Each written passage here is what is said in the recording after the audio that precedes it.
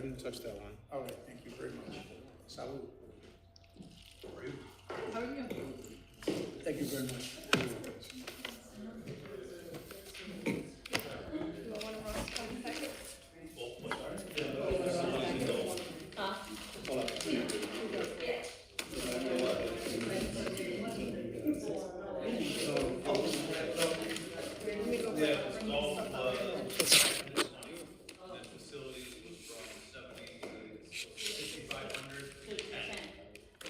Just because the cost is.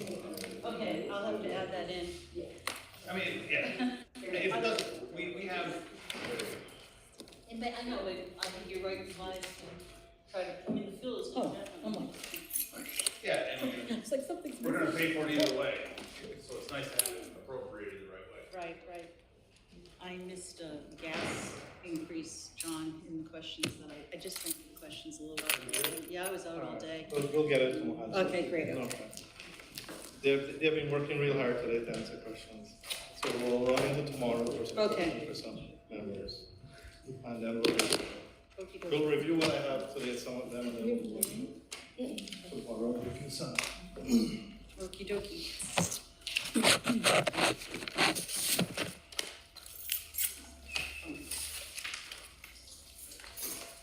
John, we said, did I asked you if we can have Kristen start first?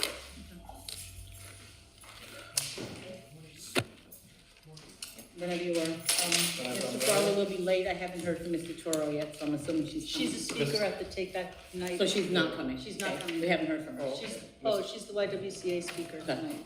I didn't hear from her. Yeah, sorry, George did mention that to me yesterday, Okay. that she will not be here today. Mr. Farley is gonna be here at 6 o'clock. The total. Can you just give us an overview? please? Yeah. So- Sorry, Yeah. call to order the finance committee. We Sorry. are going into our fourth budget hearing session, and tonight we're dealing with utilities, street lighting, communication, Department of Development, engineer, and any miscellaneous item. Mr. Ferrari, can you just give us an Yeah, overview quick. of No. the Department of Development? Kristen is the Department of Development, really comprises of the Board of Zoning Appeals, Planning Commission, Development Administration, and Community Development. The total increase of the budget is about $205,000 for all those four different plans, and as we go through it, you can see what the difference is. Then go ahead, Kristen, and start. Can you just please give us an overview, page 43, 42, 43? Thank you. Can you just give us an overview of the department, and then we'll get into the, Yep, so Salary and- as you know, we're planning, zoning and community development, so we staff all of the commissions, like Anthony said, the Historic District Commission, Planning Commission, and Board of Zoning Appeals. We also oversee the community development funding through HUD each year. And I think one of the main increases is in our fees for service line, and that is based on, it's an $80,000 increase based on our recent community forestry management plan, where there was a recommendation for the city to have an arborist on staff to really help us manage the removals, maintenance, and planting of trees. I know this is something that the mayor and the council has been very supportive of, and rather than requesting for a full-time position as an arborist, we're starting with, trying to consult with an arborist to get that process started as we work with OGS to actually implement the forestry plan. So that's the main thing there. We had two new positions this year. Well, the assistant planner was a position that was vacated in 2018 when the person left, so that was added, in this year, I believe. Right. Yeah, we brought that to council, and then we just hired a new program account clerk as well to help manage the accounting. We had Vera Genter, who retired this year. Her title was the Housing Rehabilitation Specialist, I believe. But we just wanted to make a broader, the program counselor who can help us with all the HUD stuff, but also as we're thinking about ARPA and what we're gonna need to do for that administration. So those are the main things. Are all these positions filled, Yes, both the administration and community development? finally, we have a full staff. Full staff? Yes, Mm. and Nice. it's really, been helpful. Open for questions? Go ahead, please. Okay, so, I know last year there was a position that you wanted to add, and we had talked about that. I think it was like an assistant, director, I can't remember now. Oh, the assistant director of development, but did you switch that to a different title, is that? So that would be the community development supervisor. That's, Okay. yep, that position is in place. The former title was the program account clerk, which had been removed from the budget. When Vera retired, we brought that position back because we knew it was something that we really needed, someone to really oversee the accounts. And I want to mention too that Vera was a part-time, where this is a full-time position, Yes, and Vera was with the city for 30 years. yeah, for probably, the longest of anybody, and so she just had so much institutional knowledge. What she did in part-time was really not what most people would be able to do as a part-time position, so. Can you address the overtime under community development? Yeah, so that was in relation to the increase in funding that we got through the CARES Act, so all the management of the CV funds. Our community, I think it's the CD program monitor, that position had taken on a lot of additional responsibilities, but also the administration costs were accounted for in the CV fund. So it was nothing that the city ended up paying for, that came through the grants that were, given as part of the CARES Act funds. Right. Yeah. But you're adding a new staff, shouldn't that help in the overtime? Yes, I think that is gonna help, definitely. 66 in here, it ain't that bad. 70, yeah, 69 is fine. So it does Don't seem, go I under the think, 70. I asked, Mr. Ferrari for a list of all the new positions throughout all the departments. And it does have 2 new positions, but it sounds like they were already filled. Yes, they were filled, Yes. that's why they're not on the list, because they're filled this year. No, they're on my They're on list. the list. They're on the They're on my list. Assistant Oh. planner Oh, and okay, program so account clerk. they probably shouldn't be on that Yeah, list, right, because yeah. they're already. Because so we they're just not- hired them within, Yes. within the last few weeks. Thank you.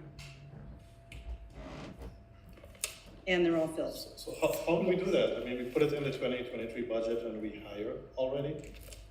We came to the council Yeah, we did. a month ago to say that we have the applications, and we'd like to move money for these positions. Okay. And you Yeah, guys- because if you remember, the zoning officer that used to be in Yes. development is now in the codes office, handling more of the enforcement side of it. Now we have the new assistant planner who's gonna run the Board of Zoning Appeals, on more of the planning side of zoning. So that, we did bring that for you guys for approval earlier in the year. Okay, sorry. So the zoning officer was replaced by the. So the assistant planner is, Already everything hired. is full, and then the program account clerk. And these positions, they were just filled within the last 2 to 3 weeks. Yes, Yeah. yes, even though they were vacant for a long time, yeah.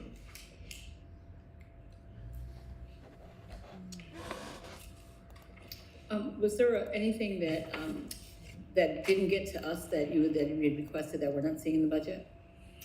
One thing I requested was an increase in salary greater than the 4% for managers, for our homes coordinator, Maurice Brown III.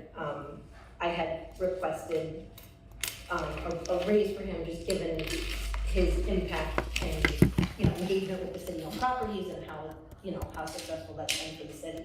So that was something I requested, not knowing whether or not it could be accommodated. So I see what's being, proposed, what did you request? I think I requested 65,000 for him. Do you have that? Okay. Thank you. And like it says, we did present it to the mayor, and the mayor just said, I'm entering 4%. Okay. Yeah.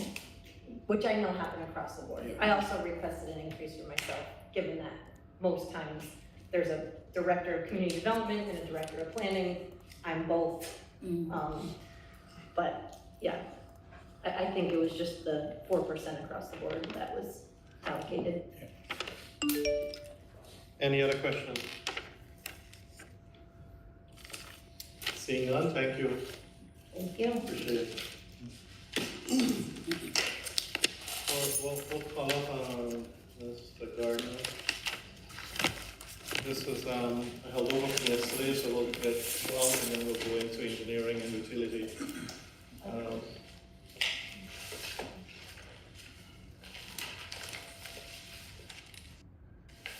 Yesterday, your department came into discussion, and there were many questions that was asked in terms of you made a request to have a separate department.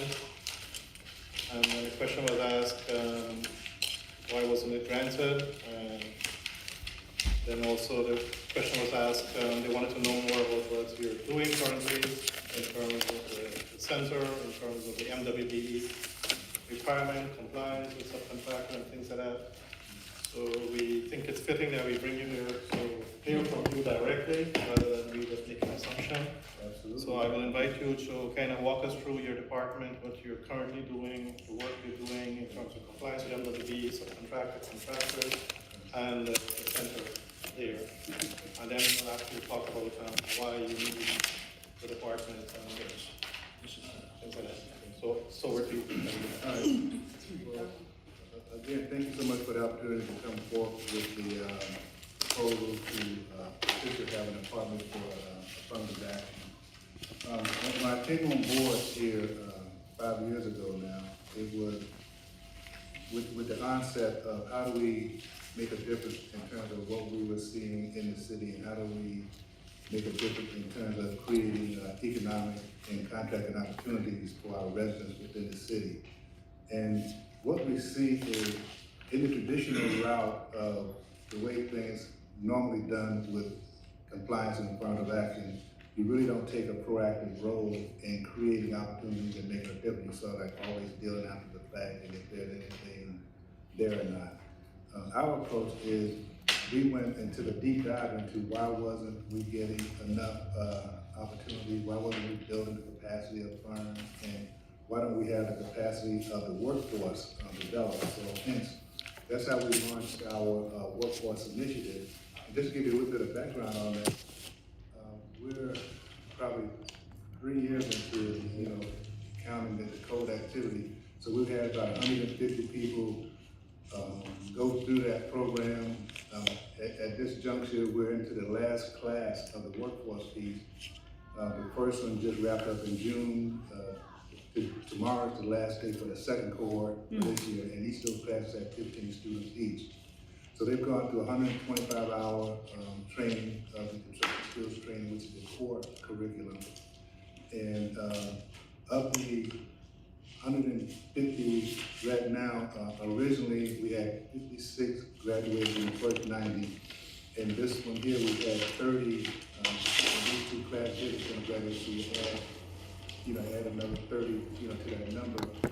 And of those, in the first round, we had probably 26 people were gainfully employed. Out of 56 that graduated, 26 were gainfully employed, so there were 26 jobs that we actually, created. Now you fast forward to this last group, out of the 30 people that we have now, 13 of them successfully completed the course in June. 9 of them is gainfully employed. 6 of them is in the trades, the Carpenters Union and the Labor 157. And then now, tomorrow, they'll wrap up this last group. 15 of them completed it out of the 15 that went in. And they've all got commitments, if they want to move forward to the next level, they've all got commitments where they're going to get into an apprenticeship program, moving on to the next level. And that's huge in many regards, because we talk about how you change that dynamic, because it's always been a big challenge in terms of getting folks into the trades and getting a job and all those type of things. So this is really making a difference, so you're really changing lives. The other part of the equation is, once you train this workforce, where they go, where the job. So you got to build a capacity and train more small businesses that's going to hire people. But we got to create businesses from this community or from this area that's more in tune to hire and give these folks a chance. Now, a classic example of what I'm talking about, how these two pieces come together, I invited Michael DiOrio here. He's with Happy Electric. Now, 3 years ago, out of our first class, he was one of those first ones that started with us. And if you don't mind, I could tell you a story because he's here and can answer the question. And this will give you an idea of why it's not just a matter of chasing numbers, but we're really changing people's lives. He was in a bad space in his life with depression and not, making it happen, not making any money and having a lot of problems, with the union. He came into me and we talked about what he wanted to do. He wanted to start a business. We helped him start his business. A year later, we helped him get certified as a certified MBE. He's also a service disabled veteran. And he's on track and going from $20,000 a year. He probably did $400,000 or $500,000 last year. And he's on track to really making a difference. And he's hiring people. So he's hired 2, but if you spend 15, 20 minutes a day on all that type of thing, it takes time. And then if our mission is to create and build capacity, that's what we're here to do, to help build, those businesses. In addition to that, we've been on a regular basis, we host workshops and things for training. We work with many partners. We work a lot with HUD. HUD comes in. Last month we did a regional training where they came in from Buffalo, and we held a regional training right here in Schenectady over at the Stockade. And they talked about HUD opportunities and all the agencies that receive HUD money and what opportunities and how contractors could get involved. But that's huge in the sense that they're looking at Schenectady as a leader in that regard to bring those forces together. So we bring people from Albany, Utica, so all those folks came here for that type of training, but we do that on a regular basis. And working with the state, we have an MOU currently with the Empire State Development, which provide access to capital, bonding assistance and things like that. So we're trying to build these firms up so that they can, get the job opportunities, but they can get the funding and the bonding necessary to execute the job. And then they can be more competitive in going after our contracting opportunities. How this relates to the Economic Empowerment Center, there's a lot there, and please don't, go through now. But imagine a wagon wheel with a hub. Okay, the Empowerment Center is that hub where you bring forth all of these collaborations, all these different partners, all these industry and industrial experts to facilitate a common objective, which is to create opportunity for contract opportunities with us, and as well as job opportunities with us. So we work with a variety of areas dealing with access to capital, training, workforce development, just anything that you want to do. We want to create an environment so that when you walk into this place, you know that everybody in there's got your back. You got a place where you can ask questions, get information, get resources, tap in, mentoring, whatever you need. That's the space that we're trying to create. The purpose of having it right in the heart of the community, because that's where the greatest need is. When we first came on board here, you could look around and see, yeah, we put a lot of money in the community. Yeah, we did $20 million with TCB, we did $40 million with this development or whatever. But the reality is, yes, you put $20 and $30 million in the community, but that young man that lives on Hewlett Street and Albany Street did not get a job opportunity. And they don't, and they look at you, why can't I get a job that's sweeping the street? What does that take? So applying for, opportunities, how do you submit the applications, how do you create that dialogue? So we're that bridge to sort of make those connections to make a difference. And that's the reality that we deal with on an everyday basis. And that's why it's important to have this type of facility there to do that, just that. And again, we're not trying to say that we create programs, we don't run programs, we're not doing that. We're just becoming that hub to facilitate the conversation, bring these different parties together, to make a difference. So that's why, that's the connection being tweaked. But they're intertwined together where you can't do one without the other, because if the objective is to follow the mission, and the mission is to create economic opportunity and prosperity for our community, how do we do that?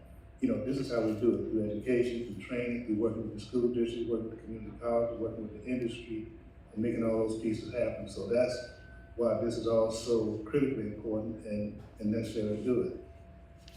The reason for the request for the budgeting is there's a lot in that alphabet soup, and you can't do it effectively with one person. I mean, we need you know, the data entry person, just to track down the data in terms of what's happening. You wanna know who these people are, where they come from, and how do we track for the next 5 years to see what the impact is. So that's one. The other part is, we have to go after grant. We spent more time this year going after grant opportunities and, you know, funding to support this thing, bringing in, outside experts to help us. Just in this document that you have right here, this was nothing that we created right here by ourselves in a vacuum. No, we had people from across the country help us. I had people from Birmingham, Alabama, Austin, Texas, New Jersey.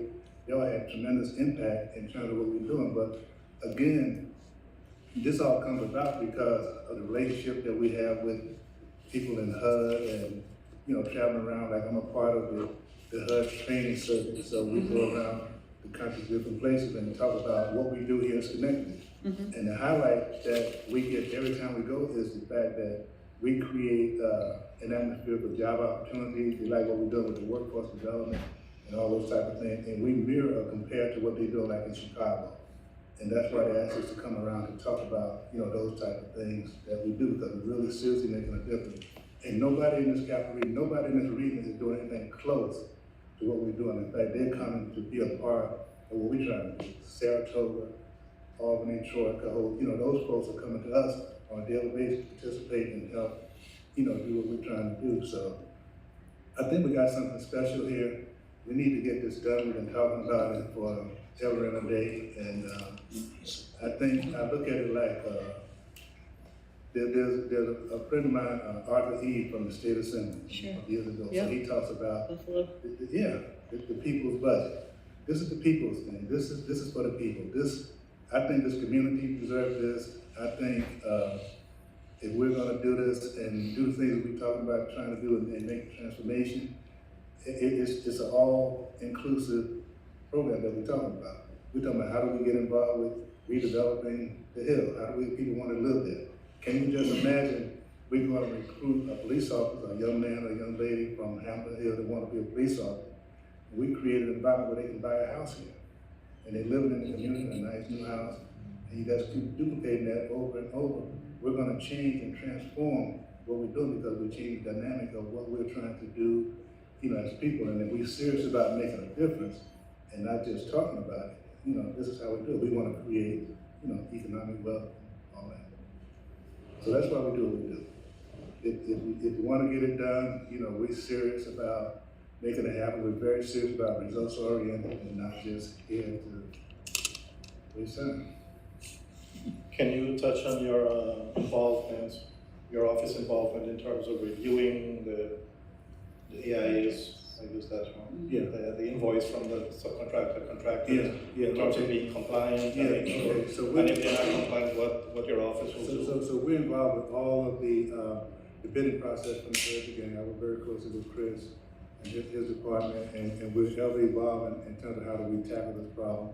It is huge, you know, because you got, on the one hand, you got projects that you want to get done, but we also have responsibilities in terms of how do we have an impact in our community and make a difference. So I review all the bids that goes out, you know, and I participate in all of the, we do that to make sure that we're in compliance. If we're not in compliance, we meet with the contractors and we work to, you know, get the issues resolved. Sometimes, you know, some are more difficult than others, and, you know, to be honest, and we have to work, but it's a give and take process, and we do work with it. But at the end of the day, we are getting people on jobs, like the recent project at the Schenectady Police Station. We had a minority contractor go in there and stuff, and we had like 6 from right on Hampton Hills working right in the police station. Some of them might have been a little nervous going to the police station. Where could they get out? But That's where the work is. Yeah, you know, they work there, you know, and other things we have to work out, you know, but yeah, I participate in that to make sure that we're compliant, and it's just a matter how far we're pushing to get it and, you know, get the results so that we keep things moving, you know, in the right direction. So we are moving. And the more we work with the department that's, you know, putting the bids out, and the more they realize that we have a serious program here, the more, you know, you're gonna see the results that we need to see. And Chris could tell you that, you know, in looking at the comment that he gets from around the region, you know, they said we got the most stringent compliance requirements, you know, in the region, but we're also getting results. You know, if the contract is not in compliance, you know, they put something down that's not there, you know, we're holding payments. And, to get them in compliance, we've had things go back out to bid because they, you know, didn't want to play fair. So we have a lot of tools within that framework, you know, to work. And I think with the council support and support of administration, we can do much more. We can do much more. But the tools are there, and we just need the support to make it happen. So that's how we do it. We work within the policy. We do oversee, you know, projects. We keep up with them. I do visit the sites. Yeah. So are you seeing an increase in the MWBE in our goals? Are we getting better than we were? We're getting better, but the numbers are still not where they need to be because we got to build capacity. Okay. I'll give you an example. You know, we have bonding requirements. You know, to get the bond, is a big lift.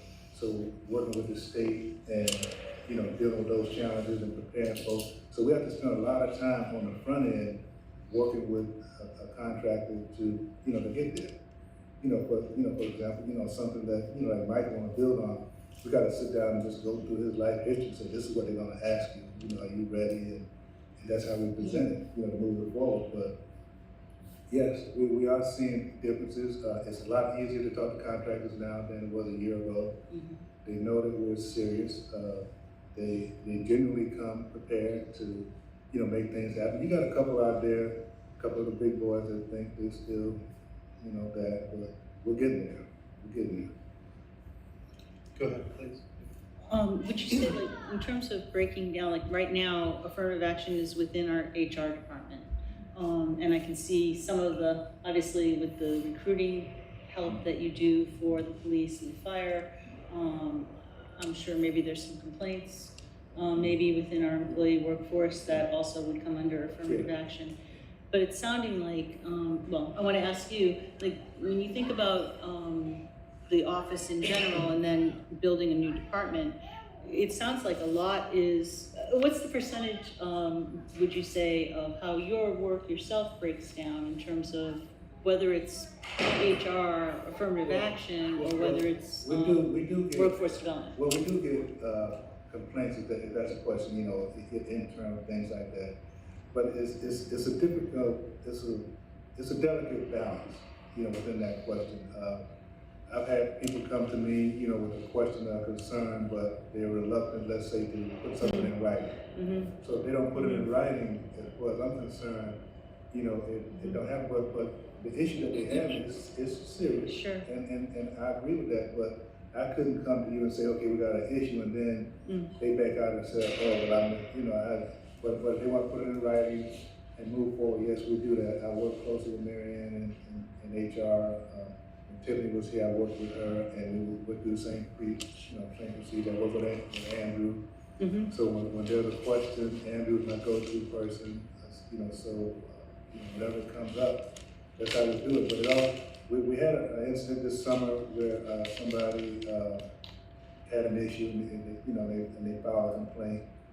But the challenge there was, without getting into the details, it was something that they had talked about for a while, but they never wanted to move forward with anything, So I talked to them about it. I said, no, that's not right. You can't just say you talked about it. You need to come and do what you need to do. So they did do that, and then once that was done, we did investigate it, and we covered all the parties involved, and we came to a conclusion, under the guidance, the folks, and the matter was resolved. But we do get them from time to time.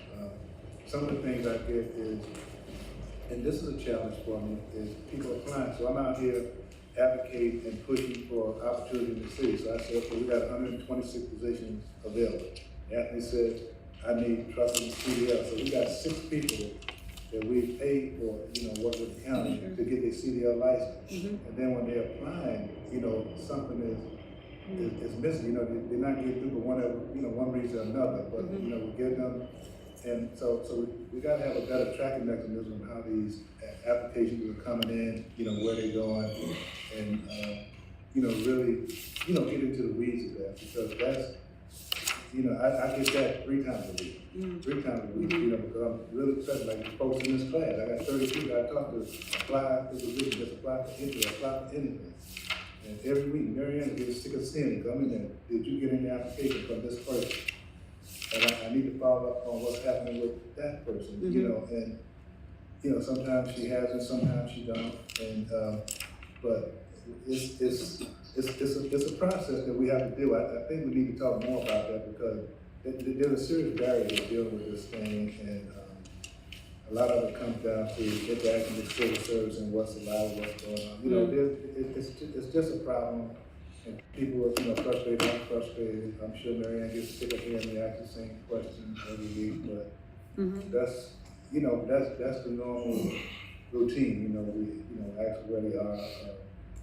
You know, folks are coming into town and they may have lived in Albany, but they moved to Schenectady, but because the resume was had Albany on there, they got kicked out, and, you know, but nobody follows up to say, you know, just that type of stuff.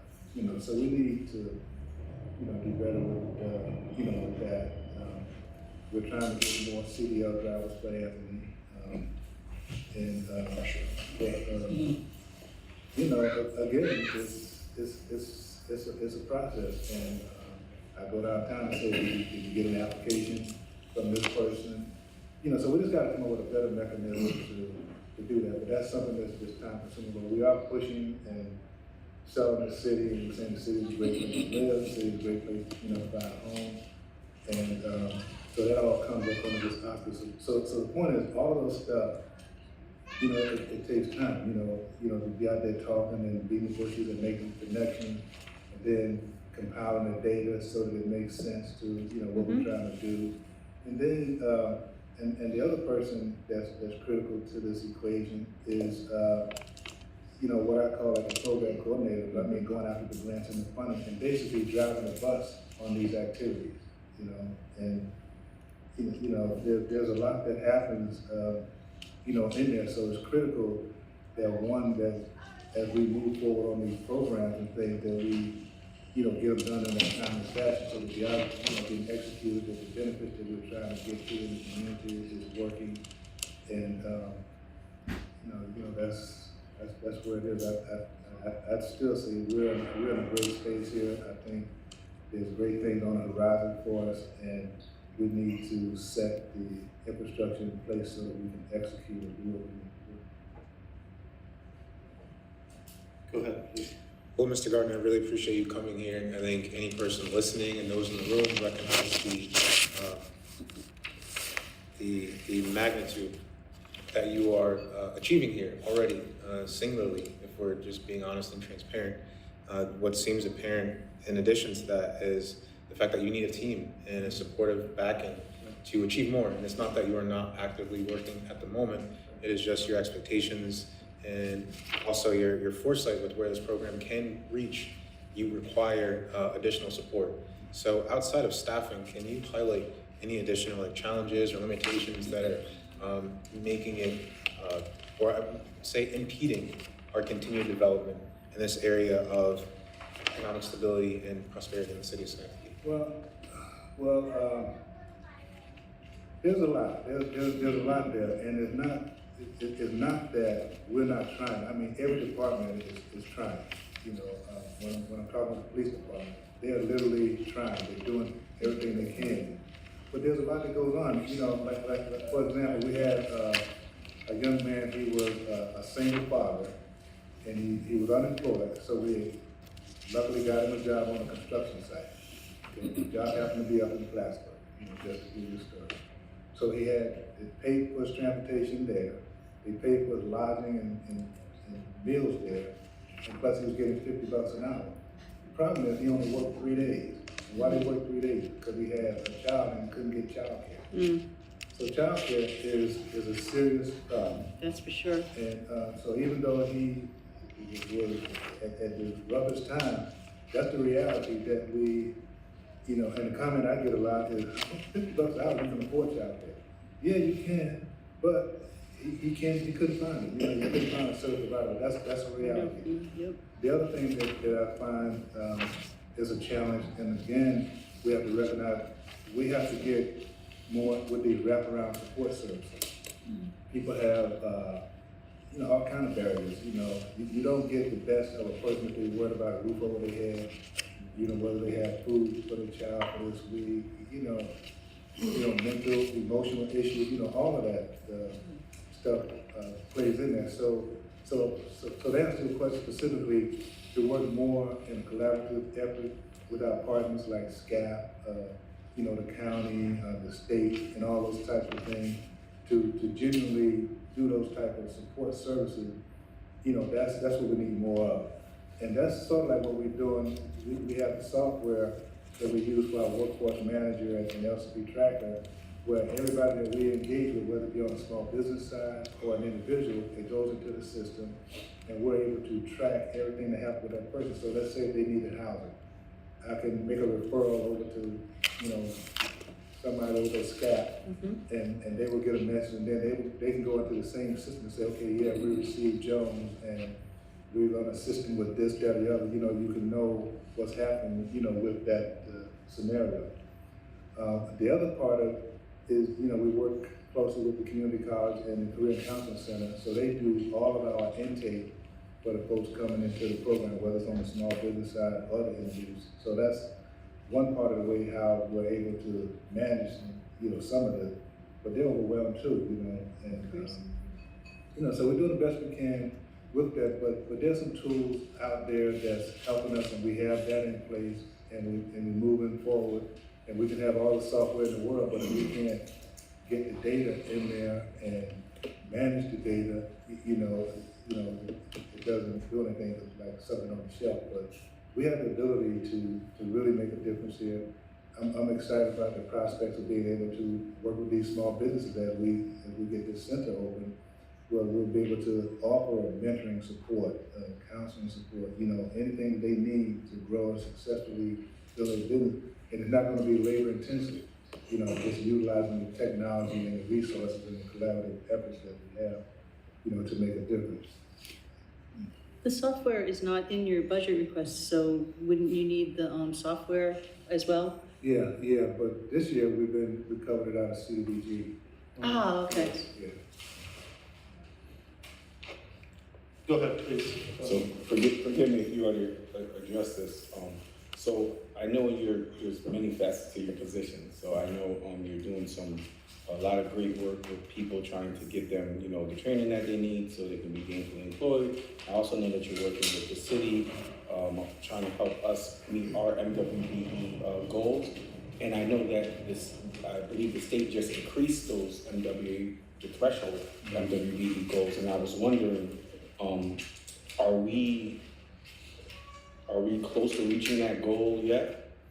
We are. We're making progress. The reality is, it depends on what it is. I mean, if you got a specialty project, drilling wells 200 feet in the ground, it's hard to get firms, that's in that space. And but we are getting closer, and recognize that, and we're building the capacity of firms coming along. And the way that I'm looking at addressing that particular question is to grow and cultivate more GC, more prime contractors.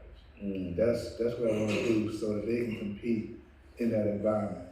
And by aligning themselves with the partners and the efforts that we have, like with Empire State Development, with access to capital, bringing the banks on board to assist, with training and access to capital, bonding support, and insurance people, we'll do that, and it's going to take time to do that. So, but that's how I see us, being able to, make it happen.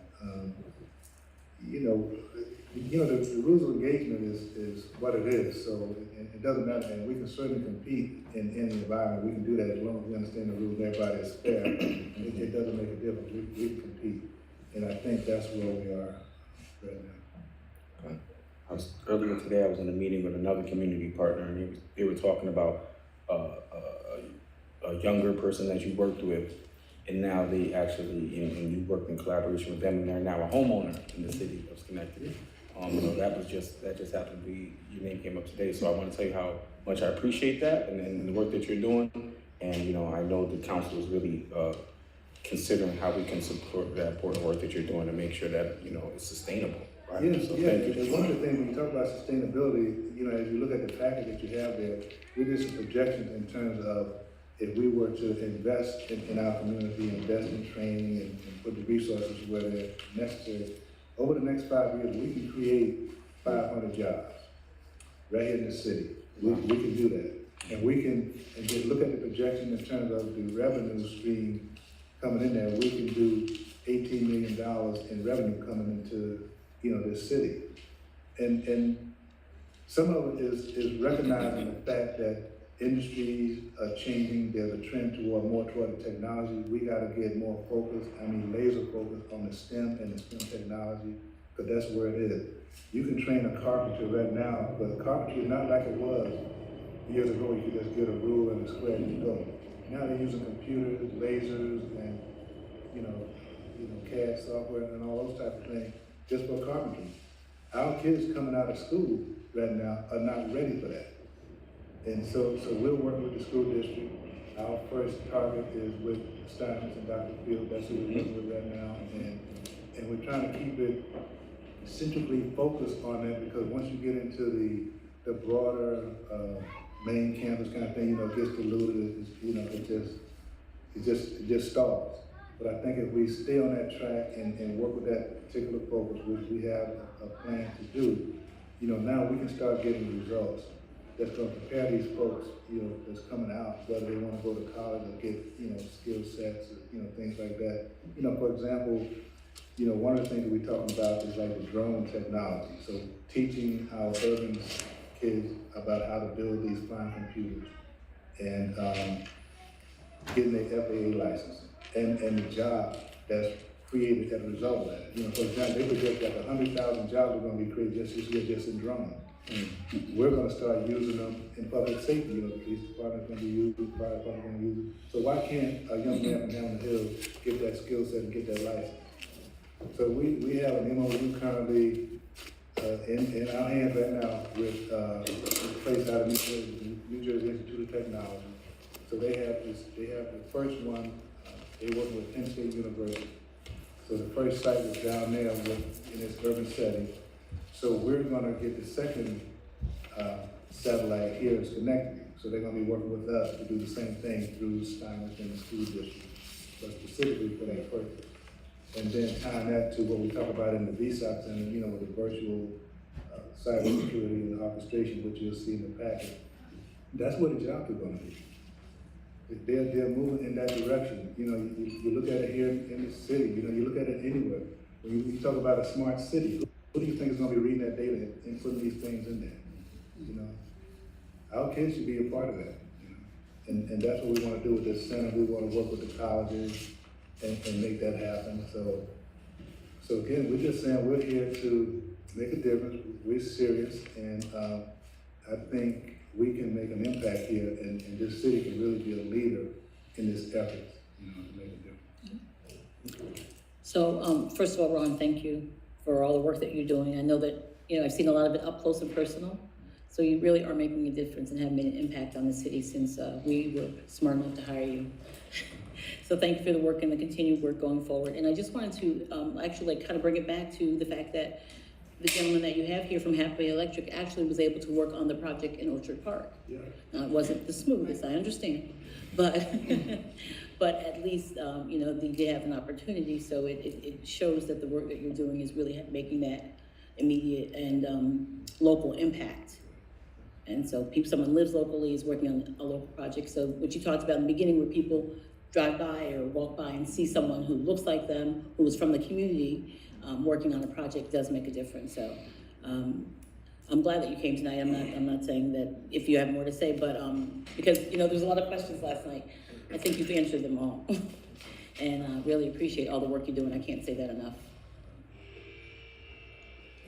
Okay. So the building, in terms of the building being done, I noticed Sylvia might move over from development to be the executive director of the center. That's what we're going for.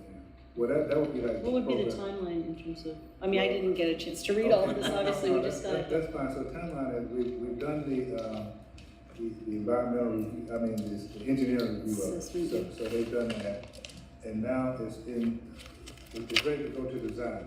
So it's ready to go to design for the actual documents to be prepared and put out to bid. So we're hoping, the timeline I'm looking at, if we can get that done between now and have it out to bid to start in March, it takes 6 months for the project to be done. You know, by the end of the summer, it should be open. Excuse me, Ron, you're talking about the building on Auburn Street. Auburn Street. Right. So let everybody know. So what does that mean for you in the city? Your role here? Does that mean that you would? Would you move over to this? No, we will still be doing this, you know, my home is here. So I do have a follow-up question. Yeah. So like, for example, Sylvia leaving development and coming over to the center, but she would not be the program coordinator in this. So your department, as a department, would be maybe affirmative action, or would it be workforce development? And then, in other words, Sylvia's position in this would be in addition to this Right. program, okay? And then, so we'd have to replace Sylvia probably in development as well, right? Go ahead, please. I just want to say something. Speaking to Sylvia, she was telling me she's planning on retiring and moving back to her home state. So, We gotta look for somebody else, Just Ron. needs to be- Ron, you knew that, right? Yeah.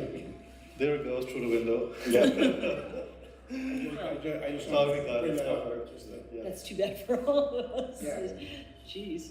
So Ron, I don't know if I missed it, but you were talking about contract compliance. When you mentioned that, are you referring to contract compliance, also payment compliance also? Yes. So it's a combination of It's both. side by side? It's both, so every payout, I review it, I review it for certified payroll, I review it for compliance. Mhm. And, you know, working with the contractor, so, and then I sign off over, and that's when it goes over to purchasing. And they are submitting all the MVP Yes, document as required? yes. And if they're not, then you will reach out back to them, so Yeah. submit. Are you finding it that subcontractors are being difficult to submit these documents? No, Or what will you do to? no, because they don't, they're submitting documents because they don't get paid unless, you know, they're submitted. So if they don't send the documents in and everything attached, you know, if they send the payout in and the support documentation is not there, then I don't sign it and it doesn't go anywhere. So then who will reach out to them? Is that your office will reach out to the subcontractor Yeah, to submit these it'll missing go- documents? You know, for example, it depends on who's doing it. So Colleen in engineering, she'll send me the package and she typically will send it to me when they got everything in place. Okay. You know, then I can review it, Phyllis down, you know, the water department, you know, the same thing. So they're very good at making sure that I get what I need. And then they'll let me know if they don't have what they need, then I reach out to the contractor and tell them that, you know, we're not gonna move forward with payment until we get the documentation. And the reason why I asked the question, I want you to highlight it because not only we're doing a workforce, engaging in workforce, we're also doing the back end of the work to make sure that the contractors are in Right. compliance Right. with the required documentation to meet the goals that we approved through city council here early this year. Right. So, I'm passionate about this department because I know that many years ago, and then finally I got a spearhead and through my colleagues in the council to revise the city charter to bring this in more up-to-date, documentation in terms of NWB compliance. And from then on, you have been, reaching out to us, making updates and things like that. And, I want to encourage you to continue to do what you're doing. You're doing a good job. Don't leave, that's what we're gonna do. You're still lucky. Any other questions? I just want to mention too, that Ron also has to do quarterly reports Yes. on to the state. I just want to mention that also. That's the other thing, Yeah. Any other question for Ron? Seeing none, thank you, Ron. Appreciate you taking time off to come here and to address all the questions and concern that we had from yesterday. I don't know. No. Might wanna say something. I actually just got a text that was pretty much about what you guys are talking about, and it's from our friends at KTT. I was introduced to through Mr. Gardner, and I didn't know anything starting a business. If it wasn't for him, I might still, but I wouldn't be here. I don't think so. Definitely not on public funded projects because of what I call construction red tape. sat in one, was a meeting for, there was everything going on 9th Street. And one gentleman stood up and said, you know, this is just for your good faith effort. We don't need your tea and your cupcakes. He hopped out of the meeting, and I really saw what he's here for. Because it's impossible for someone like me to get there to where I can handle pay apps, this, that, have bonding, know what a bond was, you know, and to really get where I am right now, able to be a prime of some jobs and consider bonding, having a confident, I know what indemnity means and things like that, you know what I mean? I understand the insurance, I understand everything now. And, you know, we're gonna keep moving forward, but I just got a text that said, Happy, Johnson Controls is way under their MBE goals and would like to hire us to do some projects, need a licensed electrician and fire alarm cert. Are you good to go? So, you know, that was like one of the first seeds he planted, was introducing me to these gentlemen who come in and do building audits to, you know, change over to LED, and they get the National Grid and everything. And so that contact still obviously keeps in contact, and we're gonna try to help Johnson control their MBE goals. So, you know, it's right what you guys are talking about. Touching on pay apps, I know we talked about this many years ago. Are you still continuing the training with the AIA payment applications for the MWBE contractors? Yeah. And they're finding it easy to use now rather than before they were so complicated, they didn't understand it? They understand what they get. I mean, it's just like Mike did, you know, they frustrated with, but, you know, we work through it. And what we try to do is talk to them about, so we try to instill them that you need a team. You know, so that's really what it's all about. So it's, you know, trying to put these pieces together. So that's why the center is important, so that we can create that team for the smaller firm that don't have the ability to have that back office. So part of this thing is going to be to have somebody in there to help facilitate, you know, that kind of information and that kind of, you know, getting the, you know, the applications and tags. You know, just put the bid doc together. I mean, Chris can tell you, I mean, put a bid doc together is a week-long process. You know, it's a nightmare to do that. Yeah. Thank you, Ron. I always appreciate it. Go ahead. One thing, I know it's kind of. No, go ahead, please. I just, mulling over to the table, I'm just confused over one thing with the program is the building. Who owns the building? The city currently owns the building. Will we own it as it goes forward? I have a facilities budget, if it becomes a city building, then it becomes a city building. And then there's just, you know, when I proposed my budget, we did not have a 3,000 square foot remote empowerment center in the budget. I know that, but so I didn't know, it wasn't clearly in the application, but now we're talking about staffing and offices and a building. We used to have a remote building across the street for the PD, for traffic. We got rid of that building, and now this is a building across the street from it. I just want to make sure that while we're doing budgets, we understand, like, if this is a new city building, you know, that it can fall under Joe Panjone and facility staff to help, I would assume, right? So it wasn't clear to Anthony, I had talked about it at one point, about if this building is a separate entity or if it is a city-owned facility. Right now it's a city-owned facility. No, right now it's owned by Wasura, I think they own it. Yeah. So I just wanna make sure we're gonna heat it, we're gonna do the power, you know, so some of those things that were in the budget, you know, later on in the year, Anthony might not, if it's done this year, we'll have to change. There might have to be some modifications to that. I was under the impression through the ARPA funds that Duryea was gonna end up owning the building. I don't believe that's correct. Okay, that was my assumption. The Duryea is related to this project. Well, Is that what, on the program. because I didn't see it in here. Yeah, on the programming side, yeah. They help us on the program, yeah. Oh, of course, this was, I see, January 9th, so things have changed, obviously, since January 9th. All right, thank you, sir. Appreciate it. Chris, we'll go into you. Mr. Ferrari, can you just give us a snapshot on the engineering department, and then we'll ask Ms. Wong to just give us a brief, or extended on his department, and then we'll go into the various sections in our budget. It could be a tough act to follow.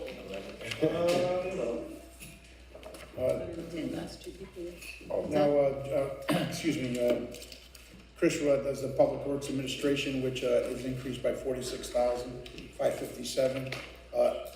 Total engineering, construction design is up 45,372. You already did facilities, but he also runs I facilities. did facilities, and I Yes. did golf. Yeah. So we're just doing public works admin and engineering, Okay. construction and design. I'm sorry, could you repeat the page number? Page 9 and 10. Oh, okay. Sorry.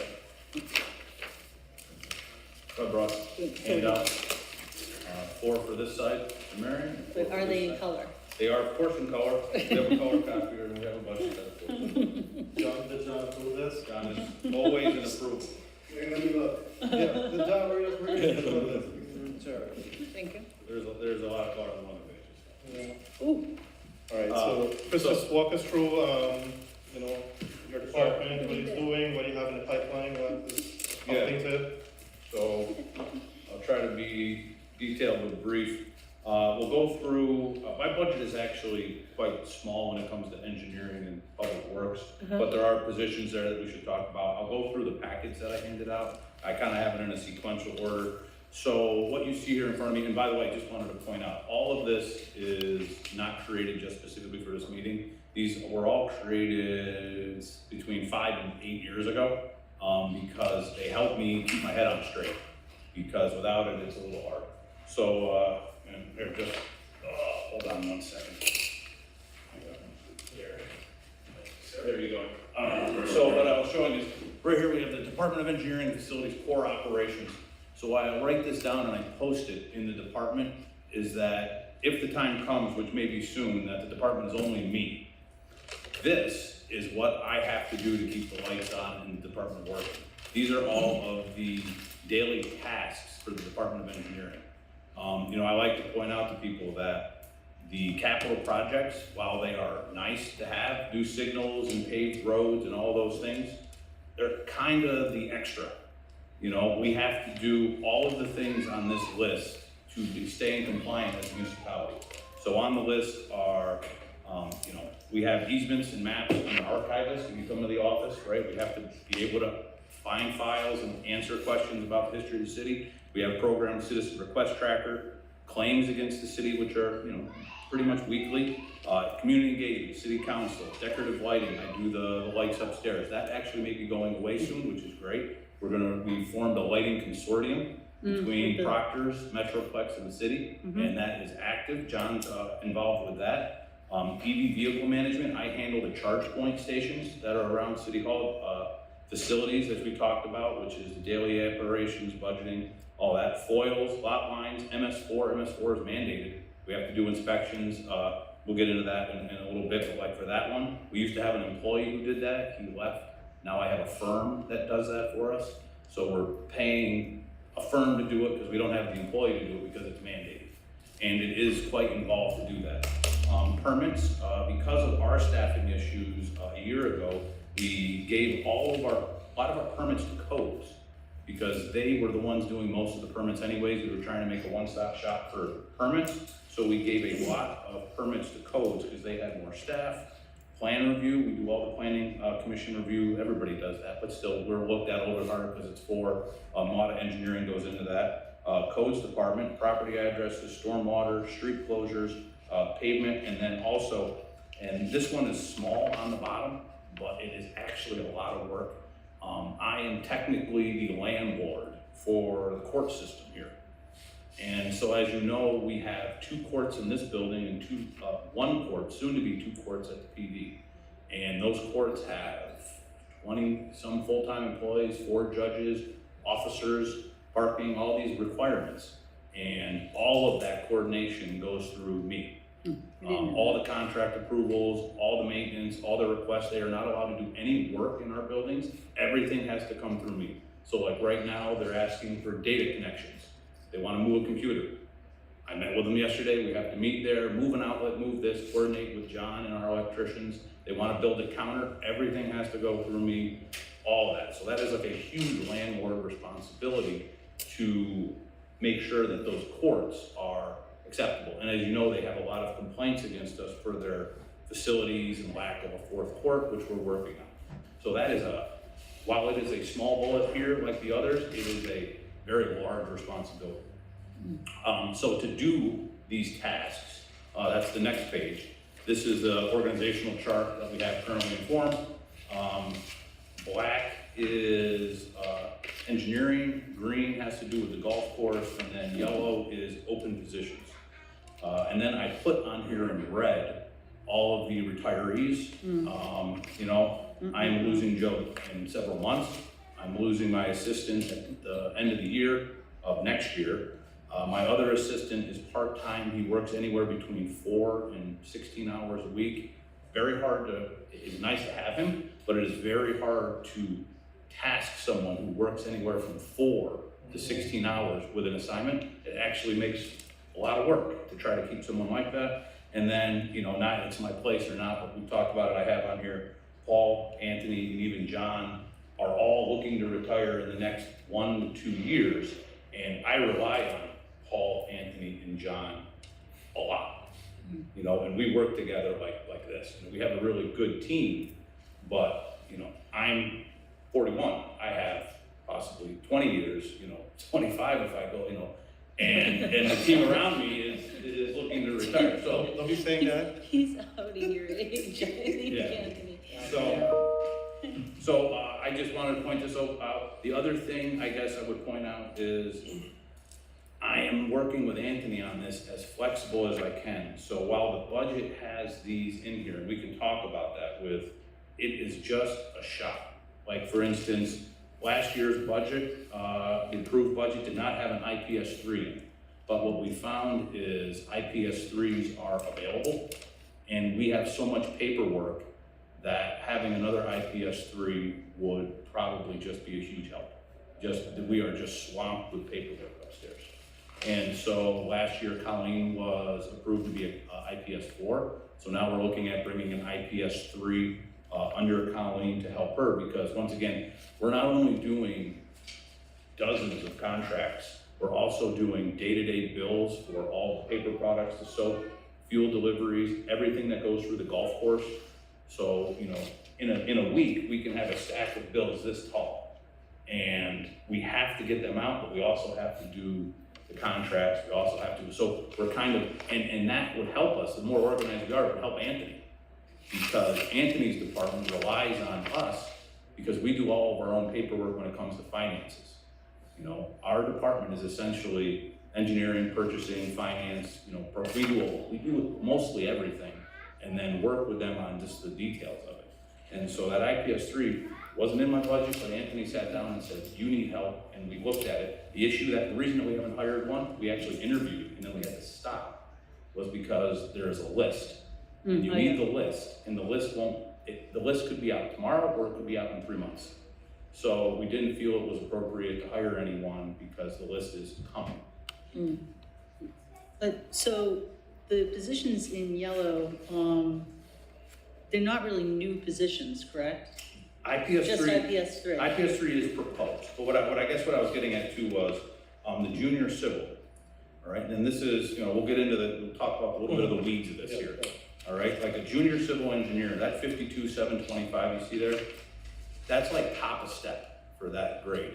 All right, so there's a difference. You have unions and you have non-union. So that position right there with those requirements outside of the city is 65,000 starting. My wife, who works for a private company, offered someone out of Clarkson, no experience, 66.5 with a $2,500 signing bonus, just to sign up. So that is what we're paying. And that's top step. And I've actually gotten talked to by the union about, they may not approve that because they want people starting at step 1 and working their way up. Step 1 is in the 40s. So I might as well not even post it. So in turn, what I did is I did not post a junior civil engineer. I posted a position called a senior technician. A senior technician is similar pay, but the qualifications are less, trying to get just someone in. And so that's what I mean kind of by trying to be flexible. We have the money in the budget, we just don't have people to spend the money on. And we had And the we're- money in the budget last year, I guess is what I'm We trying to always say. have the money in the budget, we Okay, just don't I have just people wanted to to make spend sure it on. that they weren't So new what we end up positions. doing is, like, for instance, our MS4 consultant is actually being paid for out of like a salary set aside. Because if we had a person, the person would do the work. So since we don't have the person, and I didn't have a budget line for consultant MS4, we set aside money to pay for someone to do what the person is doing. And you'll see that as we go through. If you wanna go to like the next page, I have a question, so I Yes. just wanna be 100% clear. So the junior civil engineer, which is in here for 57,325 is open? yes, And also the one assistant to the engineer? everything that says open was in the approved 2022 budget and is open. Except the IPS 3 is The IPS 3 is proposed. proposed and it's in this budget. Okay, Yes, thank you. yes.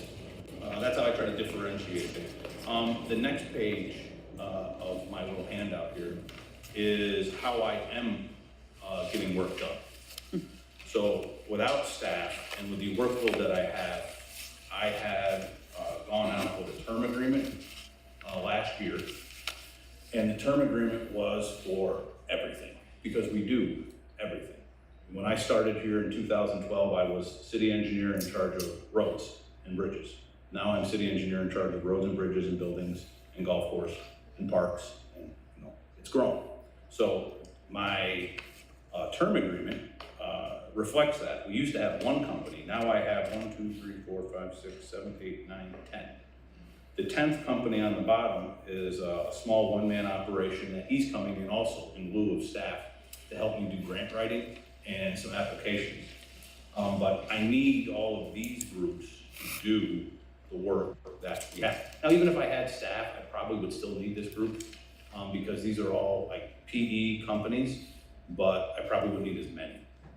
So this is what we're using right now. So this is what I call my stable of firms. I rotate the work. So I started, I go to GPI is working on the paving program. And then I'll go, okay, MJ, you're doing this, CHA, I'm working with them on sports. Yep. All the contracts were reviewed, approved, and created by my office. We were outside of law. We did our own contracts. I hired my own attorney. We did everything on our own independently of essentially the rest of the city. So where are these fees in this budget? These fees are in the projects. Oh, okay, I got it. So these are, I got it, okay. these are the soft costs associated with the projects. So these are, like for example, you approved money for Central Park tennis courts. Yeah, 25,000 of the 500,000 you approved is gonna go to the design of the 500 of the tennis courts. CHA, yes. CHIPS money, all the state money that we get is allowed to do the inspection and the design of the roads. Gotcha. So that's where the accounting comes in. We have a lot going on upstairs with how are we paying it, where is it coming from, what reimbursements do we have? It's a lot of paperwork.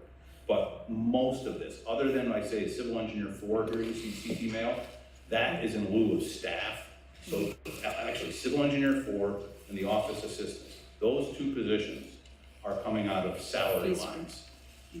Oh, okay. Because if you were to look right now, last time I looked, we had something like $200,000 available in our salary lines because we don't have people to Gotcha, pay I salaries. understand it now, So everything else is a project. gotcha. What's the other one that comes out of the salary line besides the MS4? Office assistance and support, the last one, FCM, and that's brand new. I could just touch on that. So the issue I had to bring FCM engineering on is, on the next sheets you'll see them, but I have 7 major projects that are right now just kind of held up. All the projects have steps. You have to do an RFP, you have to evaluate the RFP, you have to send in the evaluations, then you're allowed to bring people on once you go through all those steps.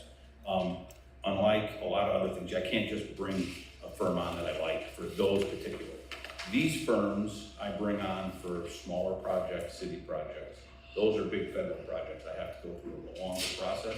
The problem is I don't have the time to write 7 RFPs.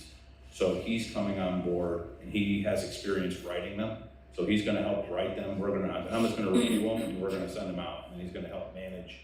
You know, then I'm gonna get 10 responses for each one of them, then I'm gonna have to review 70 responses, and then, you know, the process is gonna be lengthy. But, you know, the number one project is Craig Street, and Craig Street's actually 3 projects. So, you know, that one's number 1, then Crane Street, then Crane Main intersection, then all the DRI projects. Because we did get the DRI contracts, but unless I get these RFPs out, and the RFP for those has to go to the Department of State, and then come back for review. And everything we do with them has to be given to them.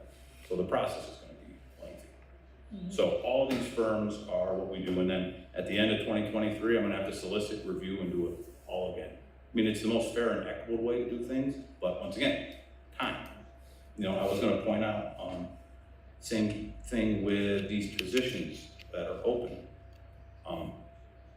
Every time that I do something, it's time that I'm not doing something else.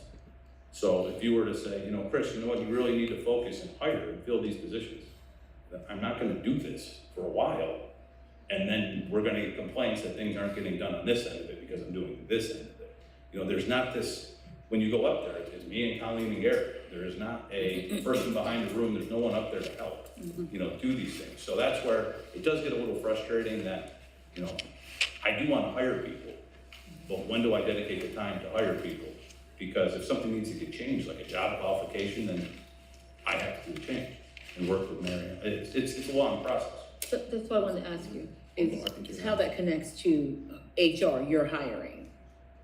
So you said that you would have to do the work, so what part of it does HR help with? So HR will post them. You know, like if I ask Marion, I wanna post these positions, she puts them up and she's using now the website and Indeed and a couple other areas. And then she'll post it for the amount of time and then send me the resumes. Okay.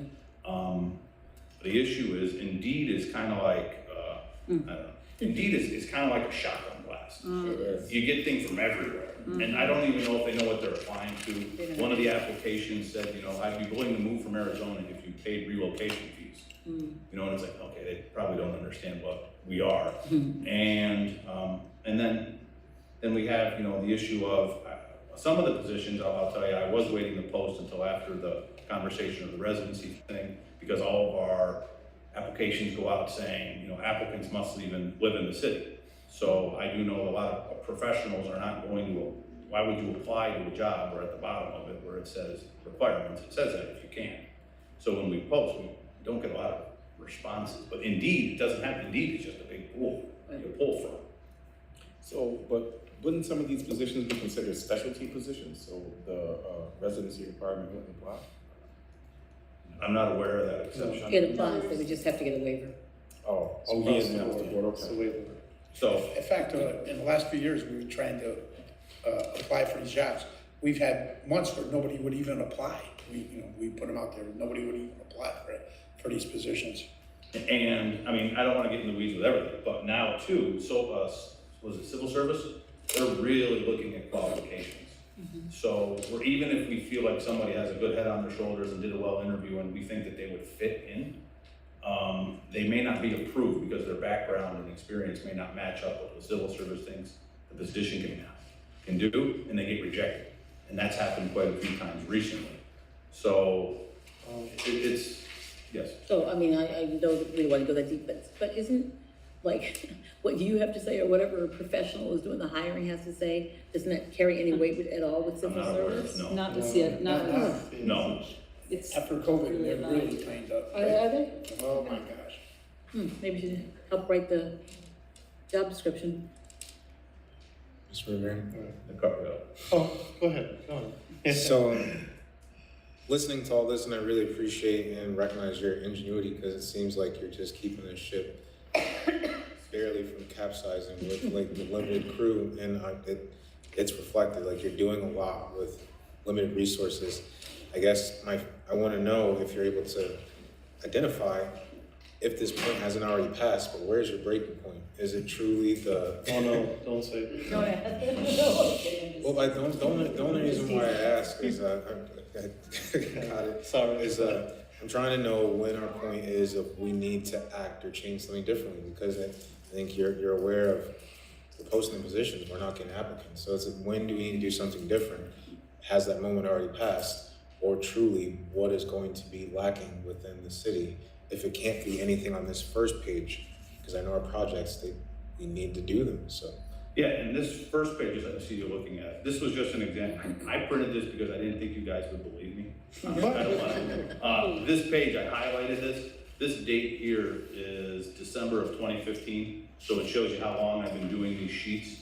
So these sheets, I put them in that PDF that I sent out. These are the only thing that keeps me sane and organized. It's a silly Excel document that is organized, but it's organized by project type, who I gave it to assignments, what categories under. So I just wanted to show you that I didn't make these documents, because what I was afraid of is that you guys would say, well, no wonder Chris is so overwhelmed, he spent all his time making these friggin' documents. These documents exist. This is how I have it. It's a budget folder year to year, and all this exists, and this is my day-to-day. So, you know, for instance, the one thing I will show is that, you know, this sheet here, this is the closed projects. I apologize. They're gray on my sheet. I didn't think about the legibility. I have gray and small, but you know, $65 million of completed projects, you know, and that probably up and down. And then the next sheet is, usually when I print them out 11 by 17, but I thought that'd be harder to pull. But the next one is my construction projects. You know, so these are all the projects that are bid, awarded, in construction, going to construction, something. So right now, you know, our department has $21 million of projects in construction. And all this is just sorting it, you know, John types, just an Excel sorted. Then you get to design. I have $27 million of project in design phase. So these are the projects that are gonna happen next year, some point that we're working on designing. So examples are docks, Kings Road Bridge under there, Forest Road improvements, which we're working on, City Hall projects, road projects, so $27 million of active design projects. And then this pending one is projects that aren't quite off the ground yet, but all have merit. So the DRI is on here right now because I'm still working on getting firms on board. Once I get a firm signed and on board, it moves from pending to design. So right now it's 27 million. So 27 million, 27 million, 21 million. So we're right around $70 million of construction in some capacity. And I guess my point was, when I was getting at is, all of this is in addition to this. You know, so like yesterday, my assistant, you know, his daughter had a baby, his first grandchild, he wasn't in. So there is myself and Colleen, and we do this. So it's a challenge. Your breaking point, I don't know if I have. I mean, I think I'm well beyond it. You know, it's like one of those things that once you're into the insanity, you're into it. You know what I mean? Looking at these sheets is like looking at the matrix. But the one thing I will say is that I do feel that, what would be the term? The department's not what I want it to be. I don't think it fairly represents what I want it to be. If you were to come up into the department, it looks like hell. I mean, you know, because the maps, I have to put them away because no one else knows where they go. So they don't get put away, they just get stacked up because I don't have time to put the maps away, right? Our furniture is from 1940, we don't have staff, you know what I mean? Like, so if you come up, people appreciate what we're doing, but I don't feel that it reflects what we're doing. And similarly, the pool project or the road project, those projects, I haven't seen them. Because if I leave my office, then the wheels stop working. And so I have people that go out and tell me, and they send me text photos of it. So I'm like Herbert Hughes up there in my office all the time, just making sure the paperwork moves. It is, I think. But that's what I was gonna ask you, like, all of the, projects that we have approved through ARPA that are here in the capital budget, which I think we talk about later, we haven't talked about this. We're gonna talk about it right after this. Yep, those aren't even on this, are they, all of them? Well, that's what I'm getting at, is that not on that. They are on these. Oh, they are, okay. They're here. Okay. ARPA. Yep. Oh, what do you mean? They're on my pending sheets. Gotcha, Yes. okay, No, I mean, once they went in the budget, they became real and they went on the sheets. okay.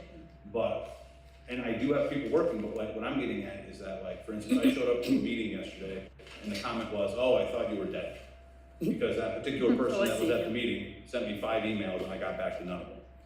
Because the emails were about something that was, while important to them, wasn't my priority. You know, my priorities right now are finish PSAP, was to open the bridge, right? Kind of get everything dialed in for the winter, get the pool done, pay bills.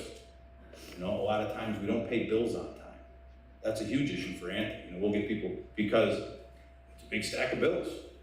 You know, so we gotta pay the bills. That's the problem, is that I like my job and I like what we're doing, but I don't think it represents what I want it to represent. I want it to be, you know, a slick organization, but with the amount of money that we're doing and with the amount of staff that we have, it's not possible. There's a lot of bumps in the road. And I think people are cognizant of it, which makes it workable. Like, people know that we're busy, they know what we're doing. I mean, we talked about it, you know, I got, you know, the most federal money this year of all 20 municipalities. We got $60 million, the next highest was 6. The DRI, if you were to ask Ray about the DRI was awarded because of one of my projects. Because they loved it so much that they moved it right up the list. But once again, that's another $4 million project. And so it's doable. I know this sounds like odd, complaining and boasting at the same time. But I like, this is engineering. This is what we're doing. I would appreciate more staff. I don't know how we get there. We have the consultants to do it. You know, that's my other fear though, is that I rely a lot on John. You know, and I rely a lot on Anthony. It's not that bad, No, I'm just saying, I'm nervous about the future. Yeah, I'm nervous about, you know, like Paul and I have a really good relationship. You know, he knows what I know what he does, he knows what I do. You know, and everybody's, you see it, in a year, this department and the city's gonna look vastly different. so, That's no, you go first. So Chris, I mean, we know, I can speak historically, you're coming for us almost every budget, you know, talking about your department. It's not complaining, it's not boasting, it's what you're doing on a daily basis. So I want to reference that. And we are seeing it. We're seeing it across the city, the project that you're completing, the project you're going on to, the tasks you keep taking on a daily basis. Now, just crossed my mind, looking at this document here. This document here is more of a scheduler will help with this. Have you ever considered hiring a scheduler to help? A scheduler? Yes. I haven't. I deal with this at my workplace, and also when I cross-reference, I said, no, we have a scheduler who will send this to us. Why engineer or will, you know, work on this? Took me 2 years to get them to. Yeah, so, what do you take on that to hire somebody at that level rather than, you know, a higher level engineer? That's what I'm getting at though, is Anthony was really pushing me towards, I think what's happened over the first 8 years, and I've been here 10, but the first 8 years was, we have been really obsessed with trying to hire a PE. We have to hire a PE, and let's get another PE. But what's happened is, now that I have this, and this is new, these, you know, this grouping is new, these are PEs. All right, these people are more than qualified to do engineering. That's the, you know, the firms I have. These are all the PEs. Right. What Anthony and I have what he has made me realize, honestly, is that bodies who know the air system, right, who help with things like, because if you have to think about it, like, if I were to leave, and I'm not saying, but if I were to leave, no one knows where the maps go now. You know, I actually call Steve Caruso, who was here for 30 years. I don't know if you guys remember Steve. Steve is phenomenal. I call Steve once a month to ask him where something goes, because that's just how it works. You know, we have no institutional knowledge up there. I have a hard time struggling with things. You know, and it was similar, like, we were looking for an as-built map of Kingsway Arm, over off of Kings Road. Yeah. And I'm like, I know we built this in the 80s, like, why can't I find a map of it? And, you know, he was doing something, he came here, and he's like, oh, you know why? It's because it was called this.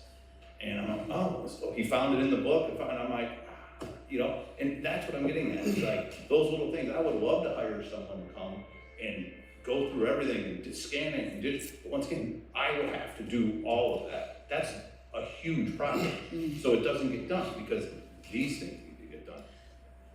I mean, and you should consider it, and if you can't hire someone, and maybe look at these forms then to kind of, you know, support you. Yeah, I was wondering if somebody would just deal with my emails. Yeah. I was like an email clerk.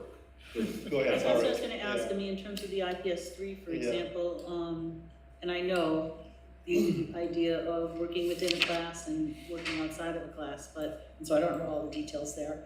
But, I mean, would that person be able to help you with filing the maps? Or, for example, the bills, I guess And I feel like we heard this a little bit with Mr. Gardner as well.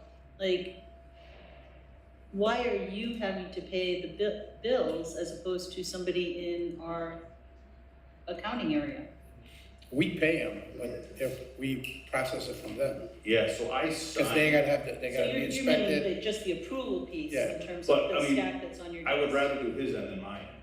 I mean, it's, again, it's still creating the PO, getting the invoice, creating the, the requisition form, so I sign, I probably You sign. have to do that, I guess, is Colleen what I'm does asking? that. Colleen does that. So, and she does that for all the facilities and the golf course, In the parks. and the parks, Colleen, there's another There's Colleen another Colleen. that does that, but. Sorry, I was mixing up the um, two Colleens. But it's, I must sign my name, I didn't get a stamp, maybe I should get one, but I sign my name 100 times a day. Now my name is just like a scribble, because it's just because we have to sign, I have to sign a lot of stuff, and I don't know, and the other question is like, who would sign it otherwise? You don't have. No, I get that, I just was. But, I mean, to add to that, Chris, it's more of you signing it because you're looking at the progress work, and you're looking at signing off on the payment application, so they're billing for what is completed, and not billing for excessive work that is. Yeah, and the other part of it is though, it's just, I mean, honestly, it's being a supervisor, right? Right, So no. last week, last week, one of the bills had a vendor's home on it. Like, it was just because it got a wrong bill, nobody caught it. And, so I called him up and I said, is this the right bill? It has your home address on it. He goes, oh, no, that should be this. So it wasn't caught, and some bills say the wrong place, or they want to know, we bought this from Home Depot, who does it get charged to? So, I mean, there is value that I have to do these things. It's just a thing, it's a big thing. So it seems like you have a lot of free time on your hands, that's what you're telling me. I guess. I like that. You know what, I will tell you this, right, because I don't want you guys to think I'm some martyr. No.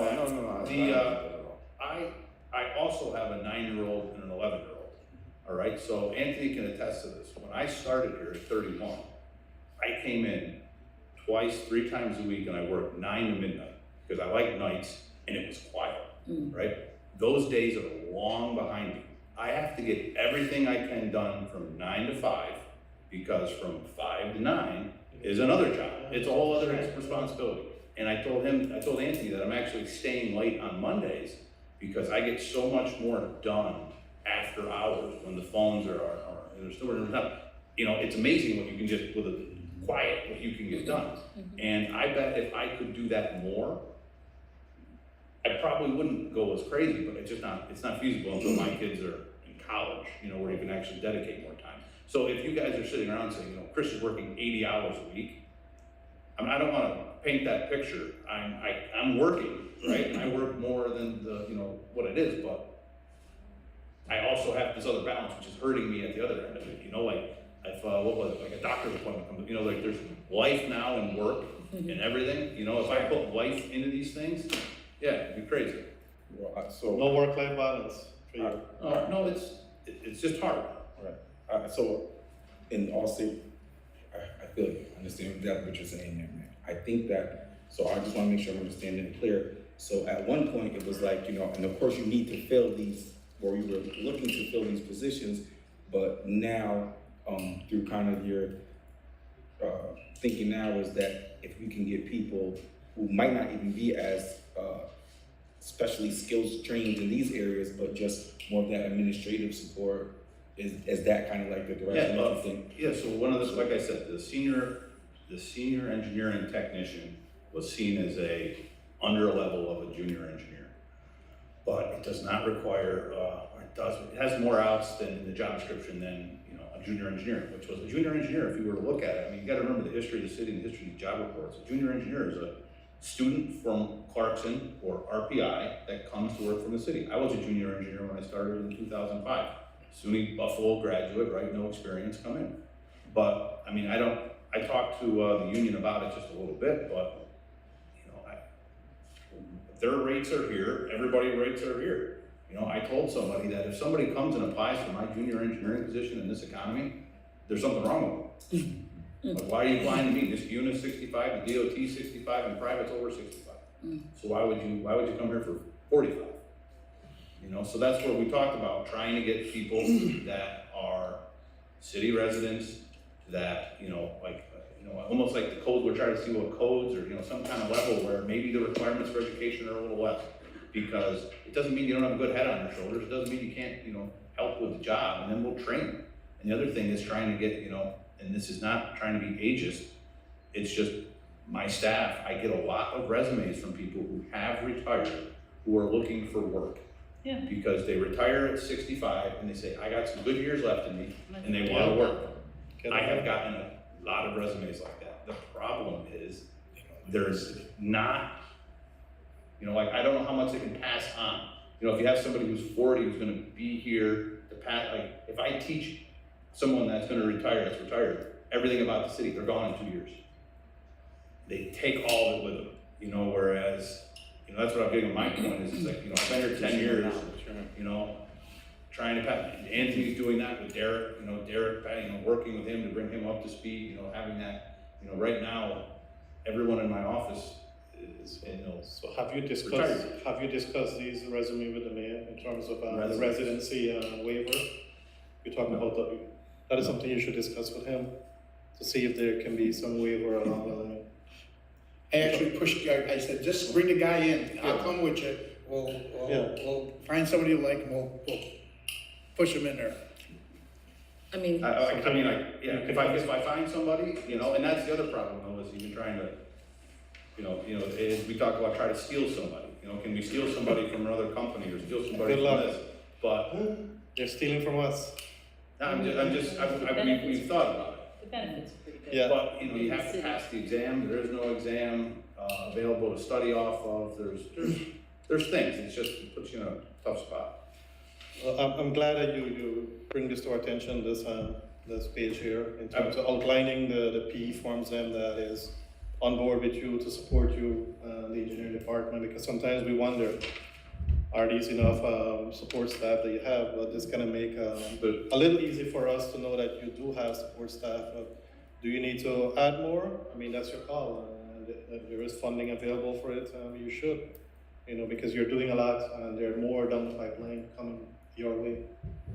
Yeah, no, it's increasingly busy, that's, Yeah. you know. All right, They're also bringing money into the city Yes. too, you Right. know, which is Well, really important. I know, and that's the other issue is, right, I'm my own worst enemy with that. yeah. You don't bring any money in, you don't have any work. Yeah. All right, so let's go through, I Yeah. think that was in depth, that was wonderful. I think that was, so let's go through Public Works Admin. I have a question about the engineering piece. Go ahead. Right. So you wanted to add that, we're not seeing it on here, so you wanted to add this IPS 3. It's on, It's under, page It 9, is. page 9, Page 9, page 9, Public Works Admin, Okay, page 9. 38339. okay, that's where that person is. Ooh, that's, Yeah. all right. I was just looking at the salary, that's all. The But CSEA that's- wants people to start at step 1. That's the issue with the junior engineer step 1 is something like 45. Any question on the Public Works Admin? No. Okay, yes. Go ahead, please. Well, So, we see that, let's just be, we see what your current salary is, and did you request more? I mean, I this don't, that's conversation. what I would say, I sent a request to John and yourself, I didn't know if, I was thinking it would got distributed, I don't know if it did. We also asked a request No, from no. the mayor too, but the mayor. Did you submit it to the mayor? Sent all the way through. I did submit it to the mayor, and it did not make it into this budget. It was, you know, because he went with 4% Management across. cost. So, but that's why I put it into the council to say, I put a request in for 140,000. The number is in line with the promotion, the raise that Andrew received last year, which was approximately 24%. And it's also in line with the information that I disseminated about engineers in the area. City of Saratoga engineer, which is half of the city size here and half of the budget. They're in the budget for $148,500. Town of Niskayuna, their engineer is $145,000. And the town of Glenville, which recently posted, is $120,000, which is 5,000 more than I'm at. So, this is not, once again, it's a similar discussion that Anthony made and that we've had, is that, you know, I am going to advocate for myself. I believe that I am the top municipal engineer in the area. I don't think that there is a doubt about it. I bring in the work, I get the work done. I have an extremely impressive log of contacts and of what we can get done. I've never not delivered on a project. And so I look around at peers who do less in smaller communities with more staff. And I have to say that, you know, this is my career. You know what I mean? This is not something that I take lightly and go to school. I submitted my resume with that, you know. I went to school for 6 years, got an MBA from Union, and I enjoy this, but also, you know, this is a career. This is something that you do and you try to strive to be the best at your career. So that's why I put it in there. You know, this is not the first time I've requested it, but this is the first time that I have requested it after the mayor has cut it. Because it's just, you know, there were other extenuating circumstances this year that made me want to push a little harder. Some are aware, some are not. And I was told my value was here at the city. So I'm asking the council to tell me what my value is. And, you know, you can tell me it's valuable, but like anything else, you know, sports, private business and all that, your value is most times a number. Any additional question on this section before we move into engineering, construction, and design? All right, let's move to engineering, construction, and design. So, on that, I'm sorry, I have my notes, I don't have that budget, but it should be very similar. So we have, one of the things we did do is we moved some position into here from, I believe, the water department, Anthony? Is that what we did? Yep. So, you know, there is an additional position, the assistant civil. Yeah. So that's in there. And then we have our assistant to the city engineer, that's Gary. We have a junior engineer, and then we have the ARPA assistant to the civil, and then the civil engineer. So, you know, we have salary, and we're trying to figure out the best way to fill people with that salary. The assistant civil engineer, is that a 0.5 or 1? 32,000. The assistant civil engineer, it's That's one a year? person. It's one person, but it's part-time. That's the person Oh, that works part-time, okay. 4 to 20 hours. Oh, okay. So they're working part-time in your office? In my office, yes. Okay. They are not a consultant, they're part-time. Yeah, I had a note on that to ask because I don't know of any assistant civil engineer working for $32,000. No, No, he's that's paid. he doesn't have that. No, he's good. Like I said, the issue is that it's hard to program someone that works No, 4 you to answered 20. my question. Yeah. Any other questions? The salary for your position is just it's just what we're seeing in your department, it's not spread out into any other departments, No, right? no. That's just the junior or whatever, I noticed from some of them, but.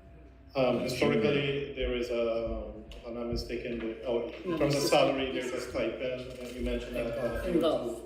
In the golf, under I have the a golf golf stipend. stipend, Yep. because of your overseeing. Yep. That, And that was something that that, section. yep, that was. Yeah.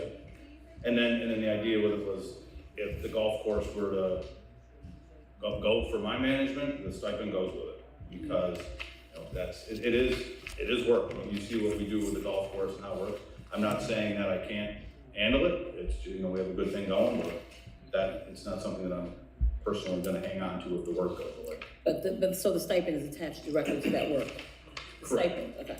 Yeah. Any other questions, Chris? Fees for service, you just wanna address it for, you know. Sure, the your fees for council members service? to understand. Yeah, we have fees for service line, because you don't have my notes. That is what we do use for professional service fees, the smaller ones, if we have a need for engineering services. I also have ArcGIS license that we do as a share. So all the departments contribute to ArcGIS, which is our GIS program. Then we have AutoCAD Civil 3D. We have one license for that. It's necessary just to be able to view and create files. We also have a Trimble program, and we pay the CDTC fee right now because they're helping us with some road software to do a better evaluation of our road conditions. So that fee went out. The use of it can go up and down depending on what we have or whatnot, but it is useful to have for. I heard you mention AIA, you're not paying any AIA's fees. The architectural, those AIA's documentation fee. Everything I have is through an AIA. Are you paying the fees to use that? To use the program? Yes. No, that's why we have an attorney. So, I'll try to clarify. Yeah. The city does not have, to my knowledge, we do not have a license for AIA documents. And because of that, when I made my term agreements, we hired an attorney who does have AIA permission to create the documents. Now, if we're dealing with a contractor, Yes. they supply them and they have the AIA, and Okay. we review them. So I don't have an AIA contract, because that'd be another fee. Yes. Have another fee, so I Yeah, I don't. hear you mention that, but I know that's a fee that we pay. Yeah, so what Ron was talking about when he reviews AIAs is he's reviewing third-party contractors who submit it in paper form, and then he goes, So our contractor coming through the attorney's office, I have my own attorney. the attorney office, okay. That's how independent I am, is I have my own attorney. Yeah. All right, any other questions for Chris? Seeing none, Chris, thank you. Thank you. for all the work that you're doing in your office.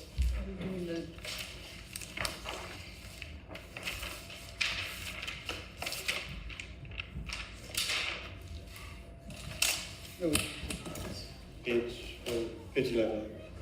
Thanks, guys. Thank you. Yep. Thank you, Jim. Yes, thank you. Yeah, guys, hold on. What? We need to do capital. Oh, Yes, I knew those. Sorry. That's what I meant by park. We didn't do those, Chris, I have yeah. to do Okay. capital. We Sorry, didn't do the park, right? yep, we'll do Okay. street and parks and street. It should be really. Yeah, this is street. We did the facilities portion already. Yeah, we did, we just have to do Did that, and we parks did golf. and street. General street improvements. Yeah, I put these down, just to let people know what we plan to do with these capital projects, even though we're paying through ARPA. I thought, I would, just even in the future, so you can go back and look to see, what we plan to have projects get done, so, go ahead. So- Yeah, I mean, this year, engineering side capital is really fun, focused around ARPA. One of the things, I guess I'll tell you, but it's a little back of house, is that previously, you used to see things, if you were here 7, 8 years ago, I would request bonding money for projects like Erie Boulevard or paving projects, specific federal aid projects. And we will put that in here, but because of the larger allocation to CHIPS funding, we have some of the money to cover our shares with CHIPS pretty adequately. So instead of bonding additional money and reducing our bonding capacity, Anthony and I talked about, we're gonna use the CHIPS money that the state gives us because it is 100% eligible to be used. And it's literally just, we take this money, we put it over here, and it helps us, and it's a lot easier, we don't have to go through. You don't have to borrow money. Right, we're not borrowing money. So, I mean, I can go through these projects, but these are all the ARPA-funded projects.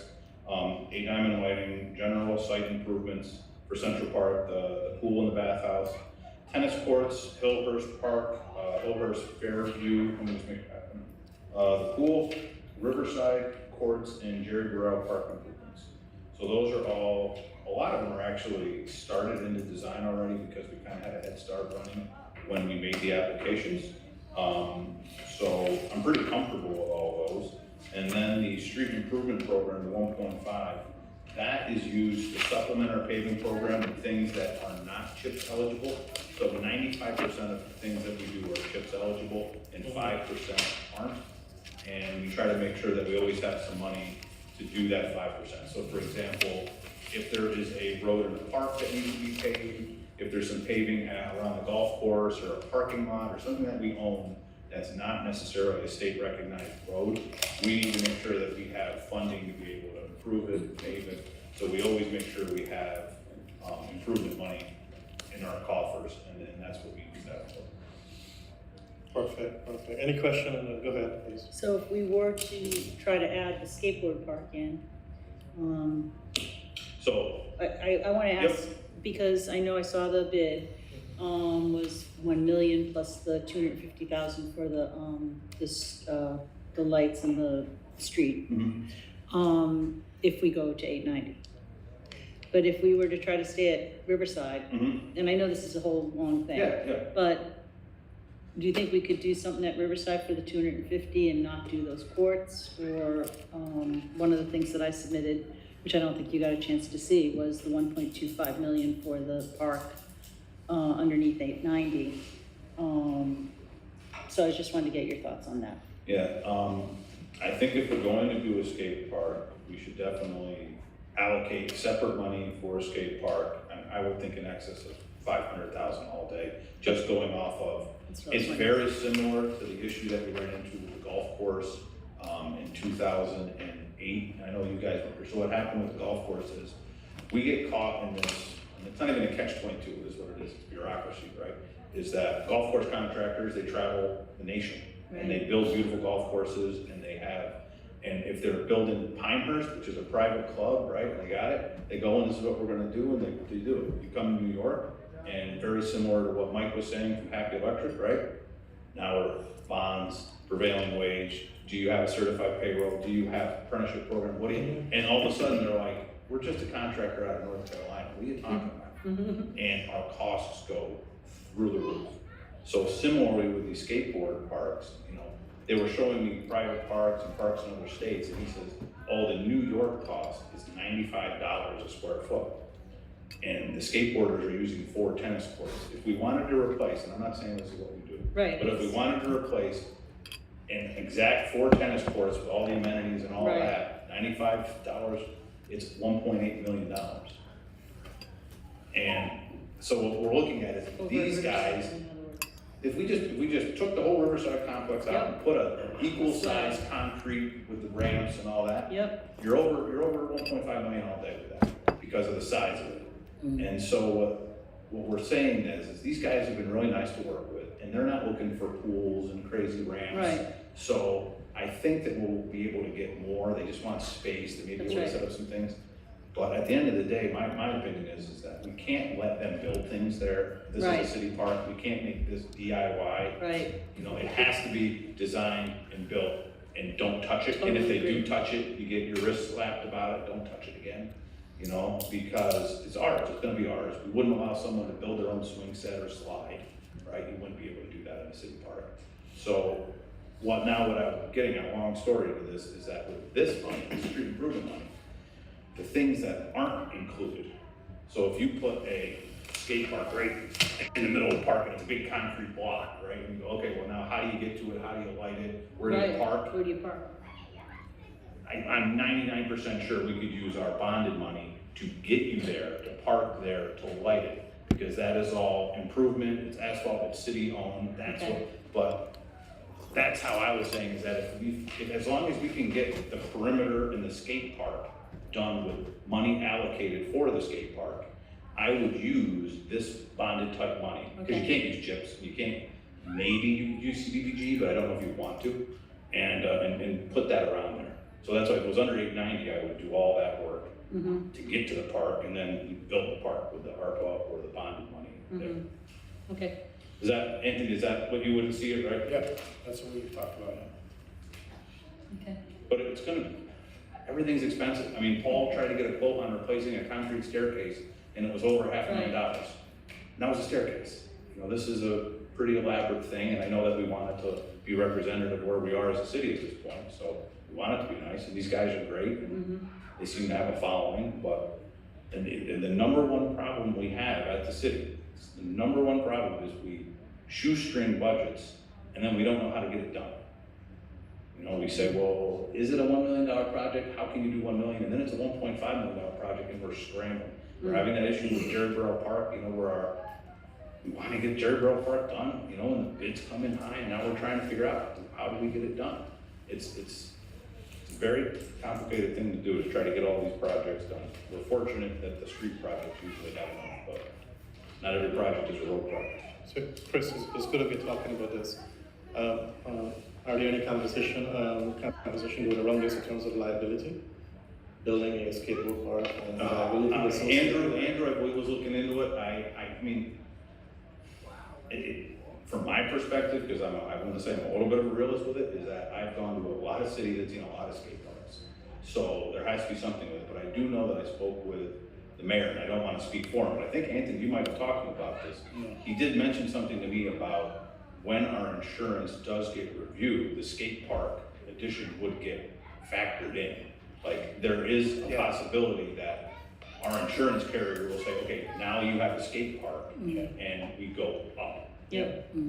That, he did mention that to me, but I've been to Lake George, Saratoga, Albany has 2, Troy's looking to build 1. So I don't think that we can sit and say, whoa, liability, because people go, New York City has 30. Yeah.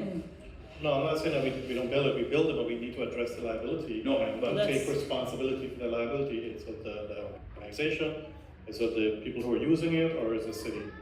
Can we just put a sign up that says use at your own? Well, I think those signs do That's go what we need to anyplace, address. still. Yeah. You know, if something happens, they're gonna sue the city, Yeah. if it's a city But I facility. think that's what, I believe that's what Andrew is, you know, is, Well, I got it, some insurance is gonna play a part of it, you know? Yeah. But those are, that's, so not a ton of capital, but a lot of projects, so we'll see. And once again, all these projects will take so long to design that next year, you may see more public works capital like you used to. But right now, it's a little bit of a lull, because now we're hitting this big design ramp again.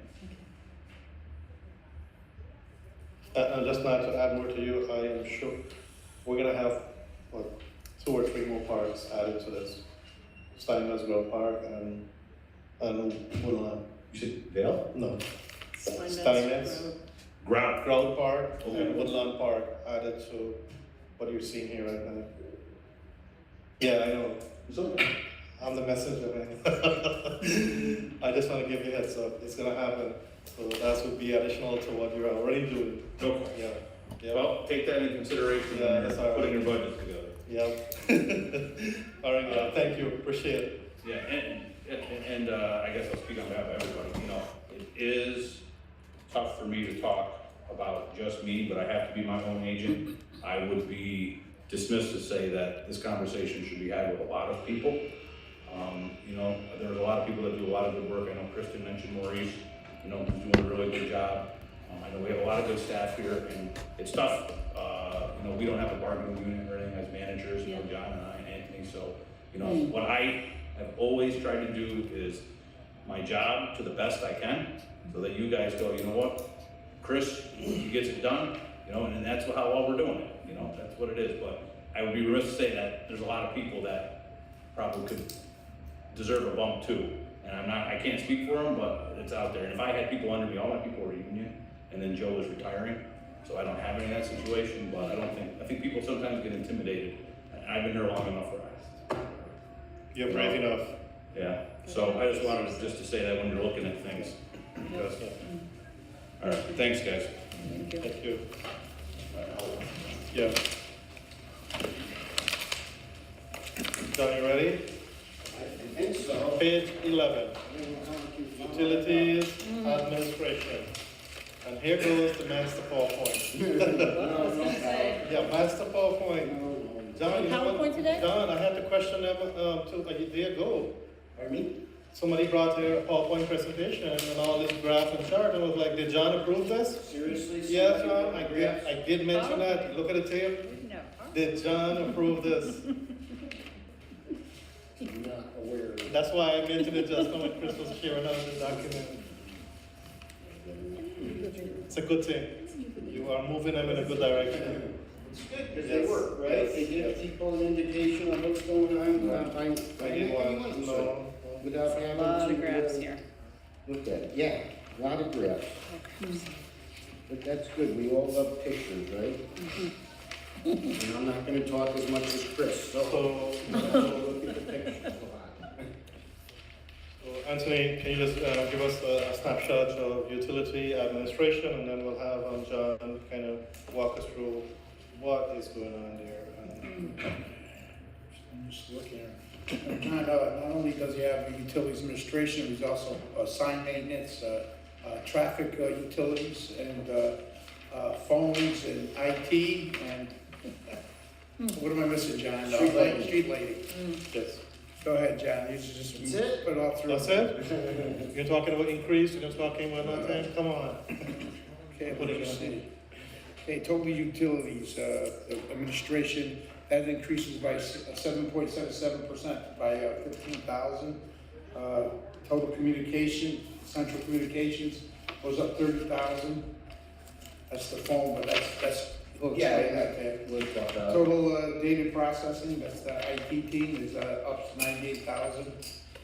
And then again, I said the sign maintenance, total sign, utility sign maintenance is up only $1,944, and your traffic's up 70,000 for 12 utilities for that.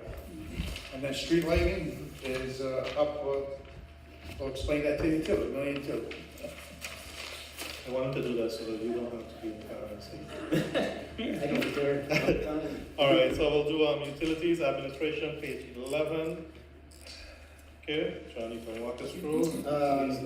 Major changes, nothing in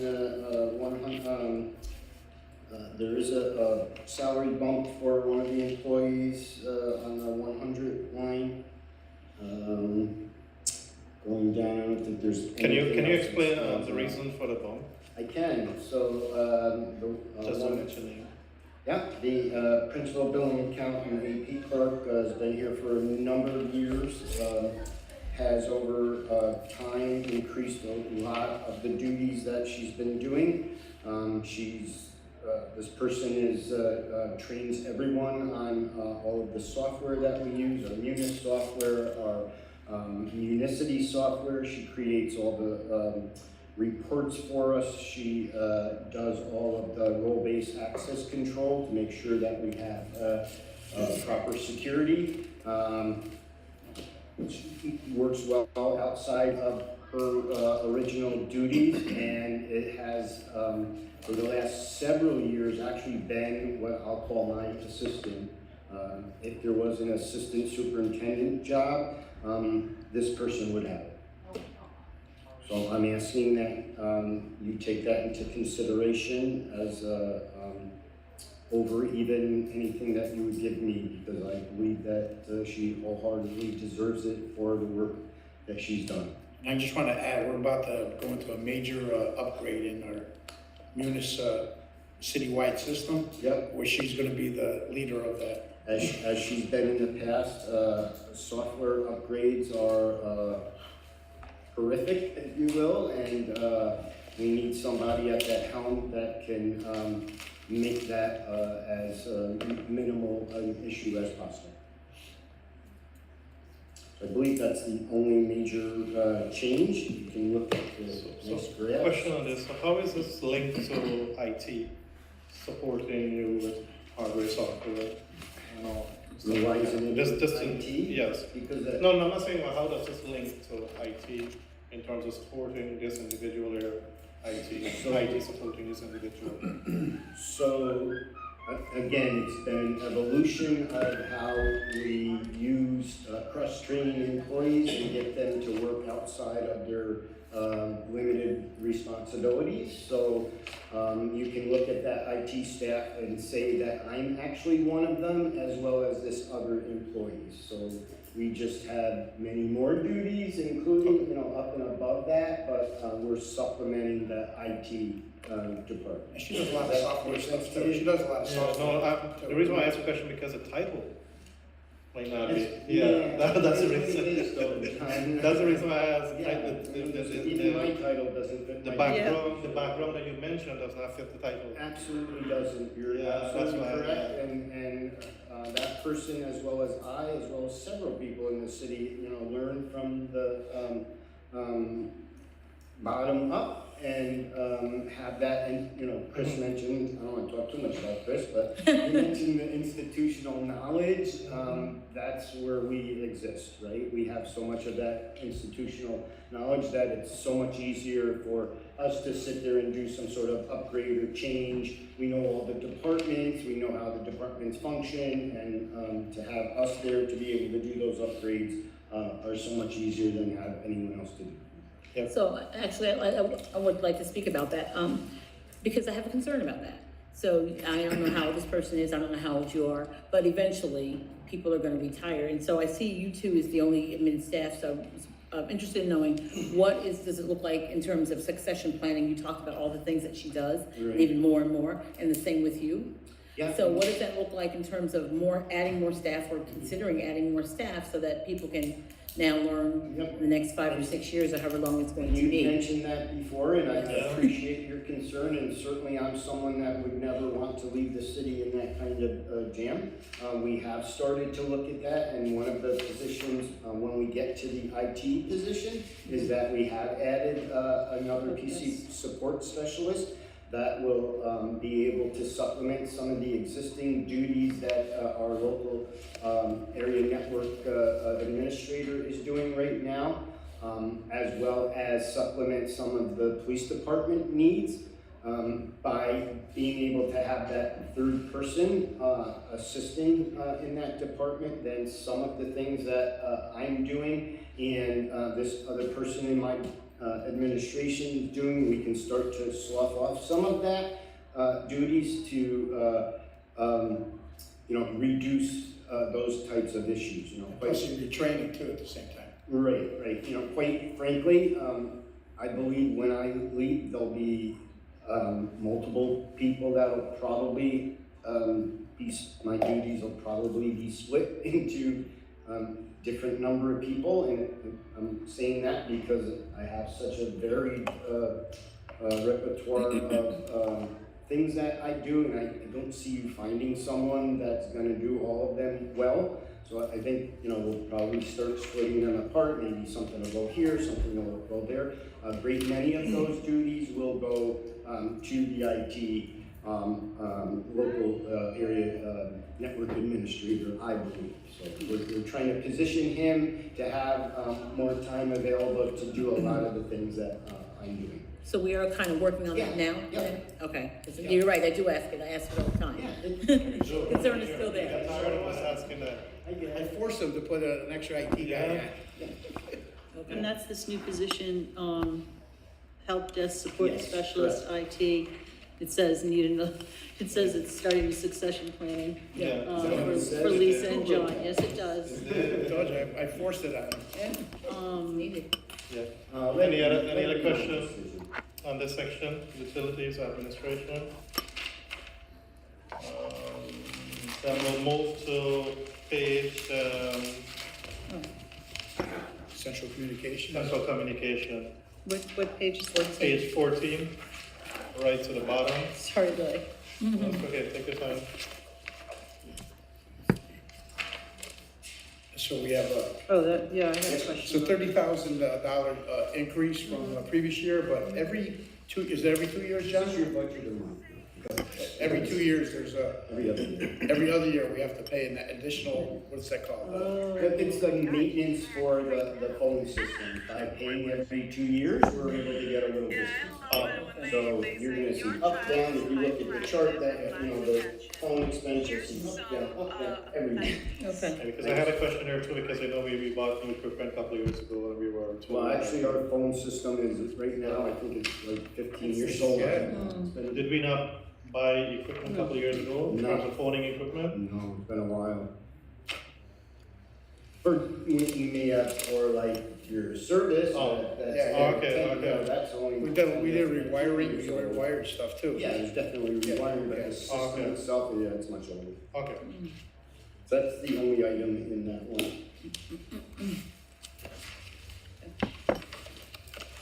The next page is 15, Central data processing. central data processing.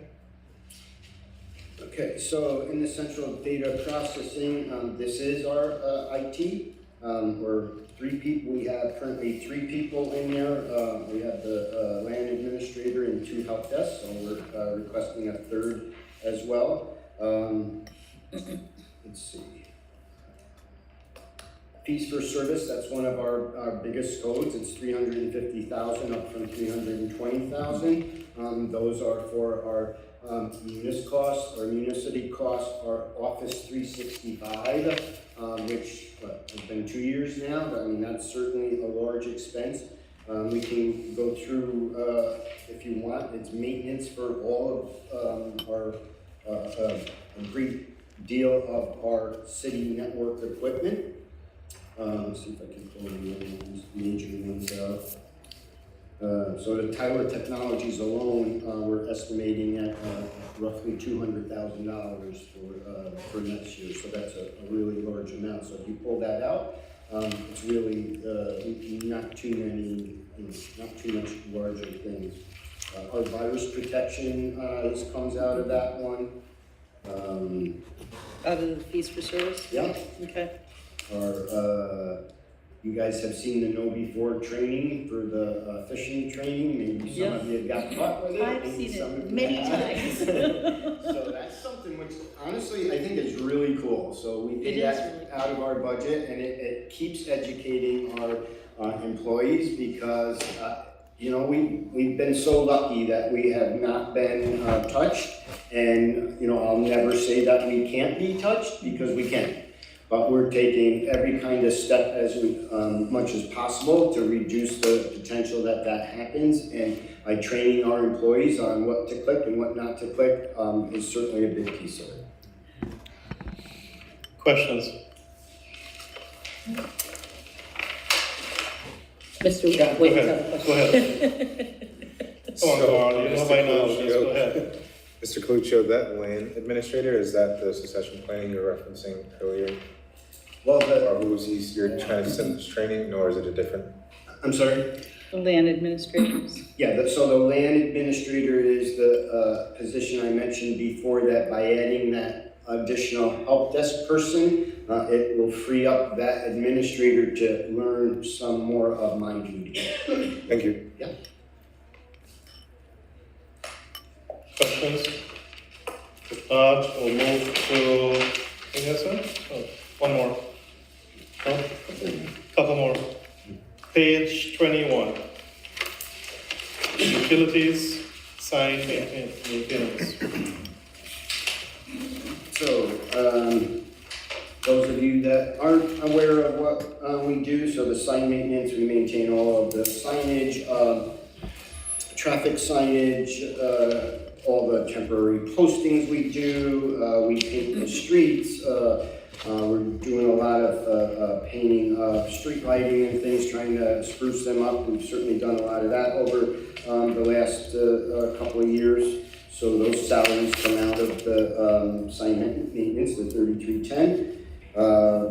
There are a couple of large upgrade requests, the 3310-450 in particular. I'm asking to go from 35,000 up to 60,000. Just want to make sure that's the one I want to talk about for the moment. That's right. 1 second. Telspar? Yeah, I just want to see where I pulled certain things from. So we have two larger codes. So obviously our costs have skyrocketed the last couple of years because of metal costs. So those include our sign blanks, our again, just give me 1 second because this is so small I can't even read it. So the Got speed limit, LED, Telspar. Yeah, so there's two of them, right? So the 451 is where I'm looking to get additional LED stop signs. We're all that'll help provide some dollars for that, as well as a good portion of the potential speed limit signs that we're looking to do. So we're positioning ourselves for that. Great. Okay? So I don't ask for a lot of upgrades price increase, cost increases, but there is a limit, and we have to start budgeting properly based on the costs of items that we're getting today. So that's why those two codes are going up. 3310, 450, and 451. Yep, one's the speed limit signs are going to come out of, and the other one, the additional LED stop signs, as well as the cost increase. Added paint supply costs. Yep, paint's going up, everything goes up. Yeah. Question, go ahead, please. So is that going to be adequate? That is gonna be adequate, you think, in terms of what we might need? I always try to stay within my budget, especially on those codes. You'll never see me go over them. So Okay. we'll do what we have to, get it done. Okay, and then my other question is, in terms of some of the traffic studies that we will have to do, is there a cost to that, or is it your time, or? Absolutely, and that's, so the traffic studies, and we kind of had that discussion at one of the committee meetings, and then it went, stop, right? So we do need to make some sort of decision on that. The traffic studies by a PE are required to look at changing the speed limit.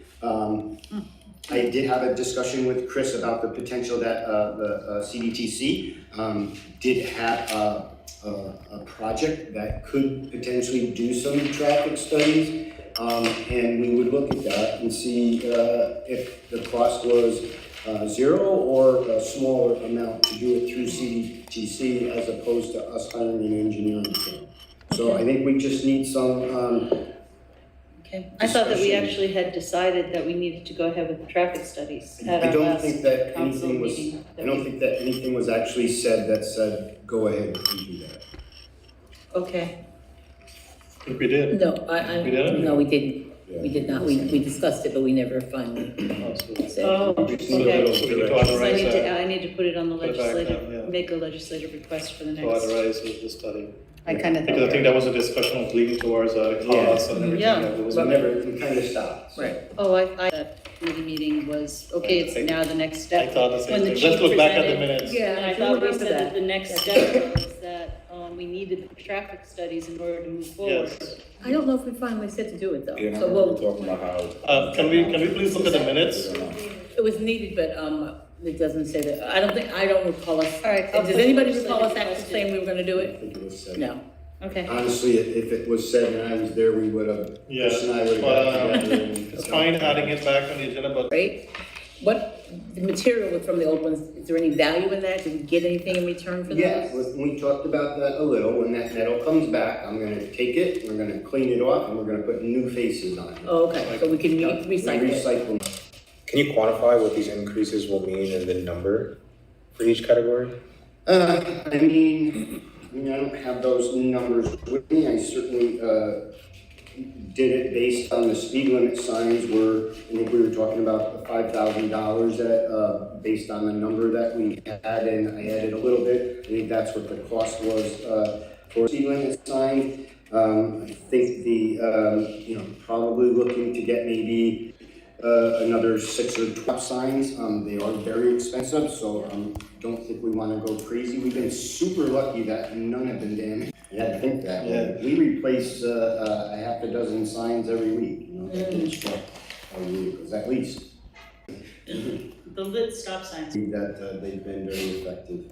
Yep. anecdotally, I would say that. Yep. We certainly hear from people that they are. for the sign maintenance supervisor, is that a union position? It is. It is. Yep. For what position, John? Sign maintenance. And the other two, he's a working supervisor, so really, all three of them work, but, one supervises over them.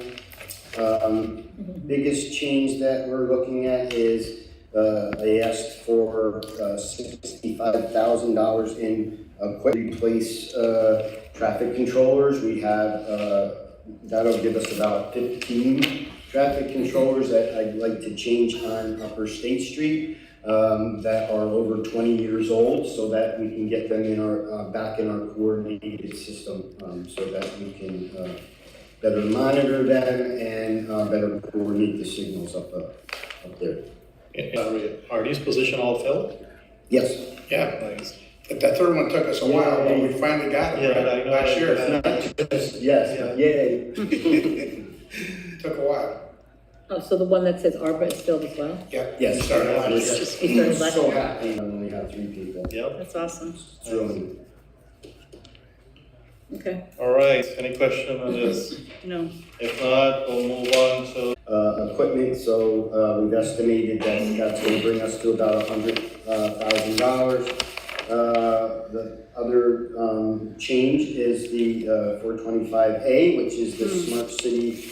So again, when you think of smart city, there's a couple of different things we're talking about, right? So this particular National Grid Smart City, if you remember going back to the committee meeting last week when we went machine and video analytics. So this is the second of 3 payments that we'd be making to National Grid for that equipment. And that's why it's like in every other, looks like in every other year, kind of. Well, the first payment was $102,000. The second payment was the what was it 1.3, Anthony, and then this one is a 1.3. Yeah. Yep. And 21 was 1.3. Yeah. 1.3, 21, Yeah. and 102. And then we're done So we're finished with that. with that. Yep. So you're talking about currently working on the zone A and B, which is the north and south side of State Street for the most part, as well as the north end, Van Branken Avenue area. If you recall, we did receive what's the grant called? CV, one of those CV. CARES funding. Yeah. That is helping us to do a great portion of Hamilton Hill, the north end, as well as like around Seward Place. So I don't have the numbers. I'm sorry, wasn't prepared for that. But may come back and ask you for some more dollars so that we can at least get this core area complete. But we should have another 100 access points in the north end lit in the next, I want to say 2 months. So they're actively installing them out on the poles right now.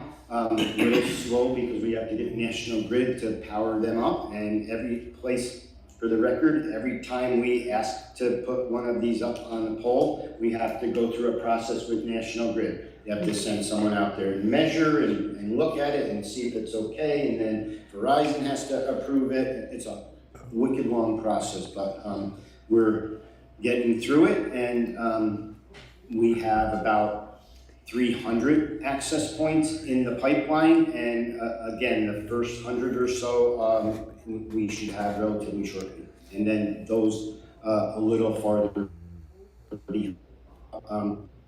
By the beginning of next year, we do want to look at the potential to ask for some more funding so that we can continue the project, because it's been so well received by our residents.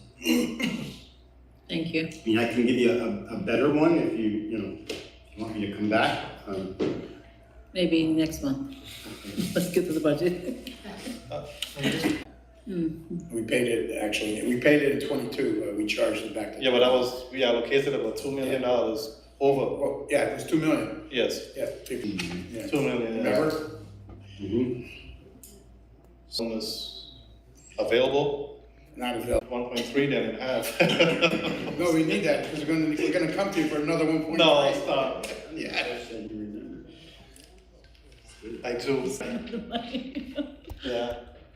When it comes to those. Wait until 2024. Well, I don't have figures for you, but that's year. I can recall you mentioned that you would prefer to go Thursdays on Fridays. Any question? Did we miss anything on this presentation? You sure you didn't miss any page? No, please make sure you look at all my graphs so I didn't waste my time. And let me know if you have any other questions. Okay? Thank you, John. All right, thank you. I think. Thank you. All right. So I think we cover, Anthony, I think we cover everything on this budget. I don't think there's any miscellaneous.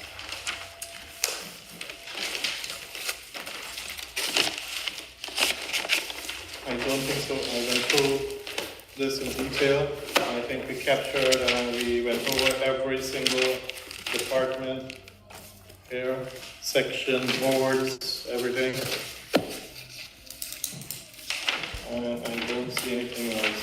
Anthony, is that correct? Do you have anything that we didn't touch on? No, I can I just ask a question about the process now? After we go Yeah, through I it? asked him. Because there was a lot of requests, there was a lot of different things, and how do you put that together? Yeah, the questions are being answered, and I'm printing out and getting copies to all the council members. If there anything, if you go through your questions and the answer is not what you're looking for, please let us know. And we can reach out back to the department head to clarify any unanswered question or need additional information And we on the could do that. questions then.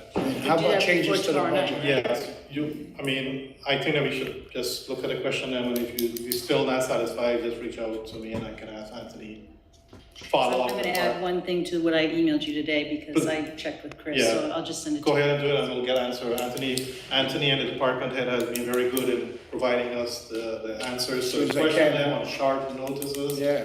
And I have to commend them for doing that. It's not easy to get all the answers to these questions, and doesn't mean that you not keep submitting your questions. We'll get them answered. Tomorrow we'll regroup. I am requesting that we meet at 6. I have a little bit of setback tomorrow. So if you guys can please give me a Instead break of on that, 5:30? 6 o'clock tomorrow instead of 5:30, I really appreciate it. I know that I am getting some changes already. We're getting some proposed changes. Let's say, well, how do Please. you guys do that now? You're gonna Yeah. meet separately and decide the changes, or? Well, we'll meet 6 o'clock Oh, tomorrow. okay. And that's what Just wanted to make- I wasn't sure we'll the discuss process. those changes tomorrow at 6 o'clock. But I encourage everybody, please submit. I know John, I'm trying to talk about John sent some. Mine came too late. No, that's all right. Send them in tonight, send them in tomorrow, and we'll discuss them. But copy Anthony and the mayor of what we are proposing, the changes that we must discuss our final budget with him Okay. being at the table with us. I asked, Mr. Ferrari to send me a list, which he now, I think all of us have, of all across all departments. So we probably end up having to do that next week. But there are, I mean, you'll see the chart, because it was, I think, in our mailboxes, when we arrived We got that today. yesterday, isn't that the one from yesterday? Yeah. Yeah, I- there was stuff in Oh, place. this was in yesterday? Yeah. Oh, because I wrote to him. Yeah, as soon as I asked, That's so funny. To you, because I said, oh, you probably didn't get it, so. But it was there yesterday. in our- Oh, okay, Right, sorry, I I didn't see see it. Mr. Williams. Have already presented to us before we got the sheet by- and if before by we any had that chance- conversation yesterday. So Yeah. if you need to have further rationale for any of the other positions that are on this, I think we'd have to call the department heads back in. Or if not, send us the question that you may have, and we can ask the department head like what we did today. Right. I mean, if you think we weren't being, asking the same questions as we asked Mr. Gardner to describe, I guess is what I'm asking, then you see the list. Yeah. I didn't realize that, I would have had it yesterday. Yeah, Mr. Gardner was kind of different because he's asking for a new new department program. versus of somebody asking for a new hire here. If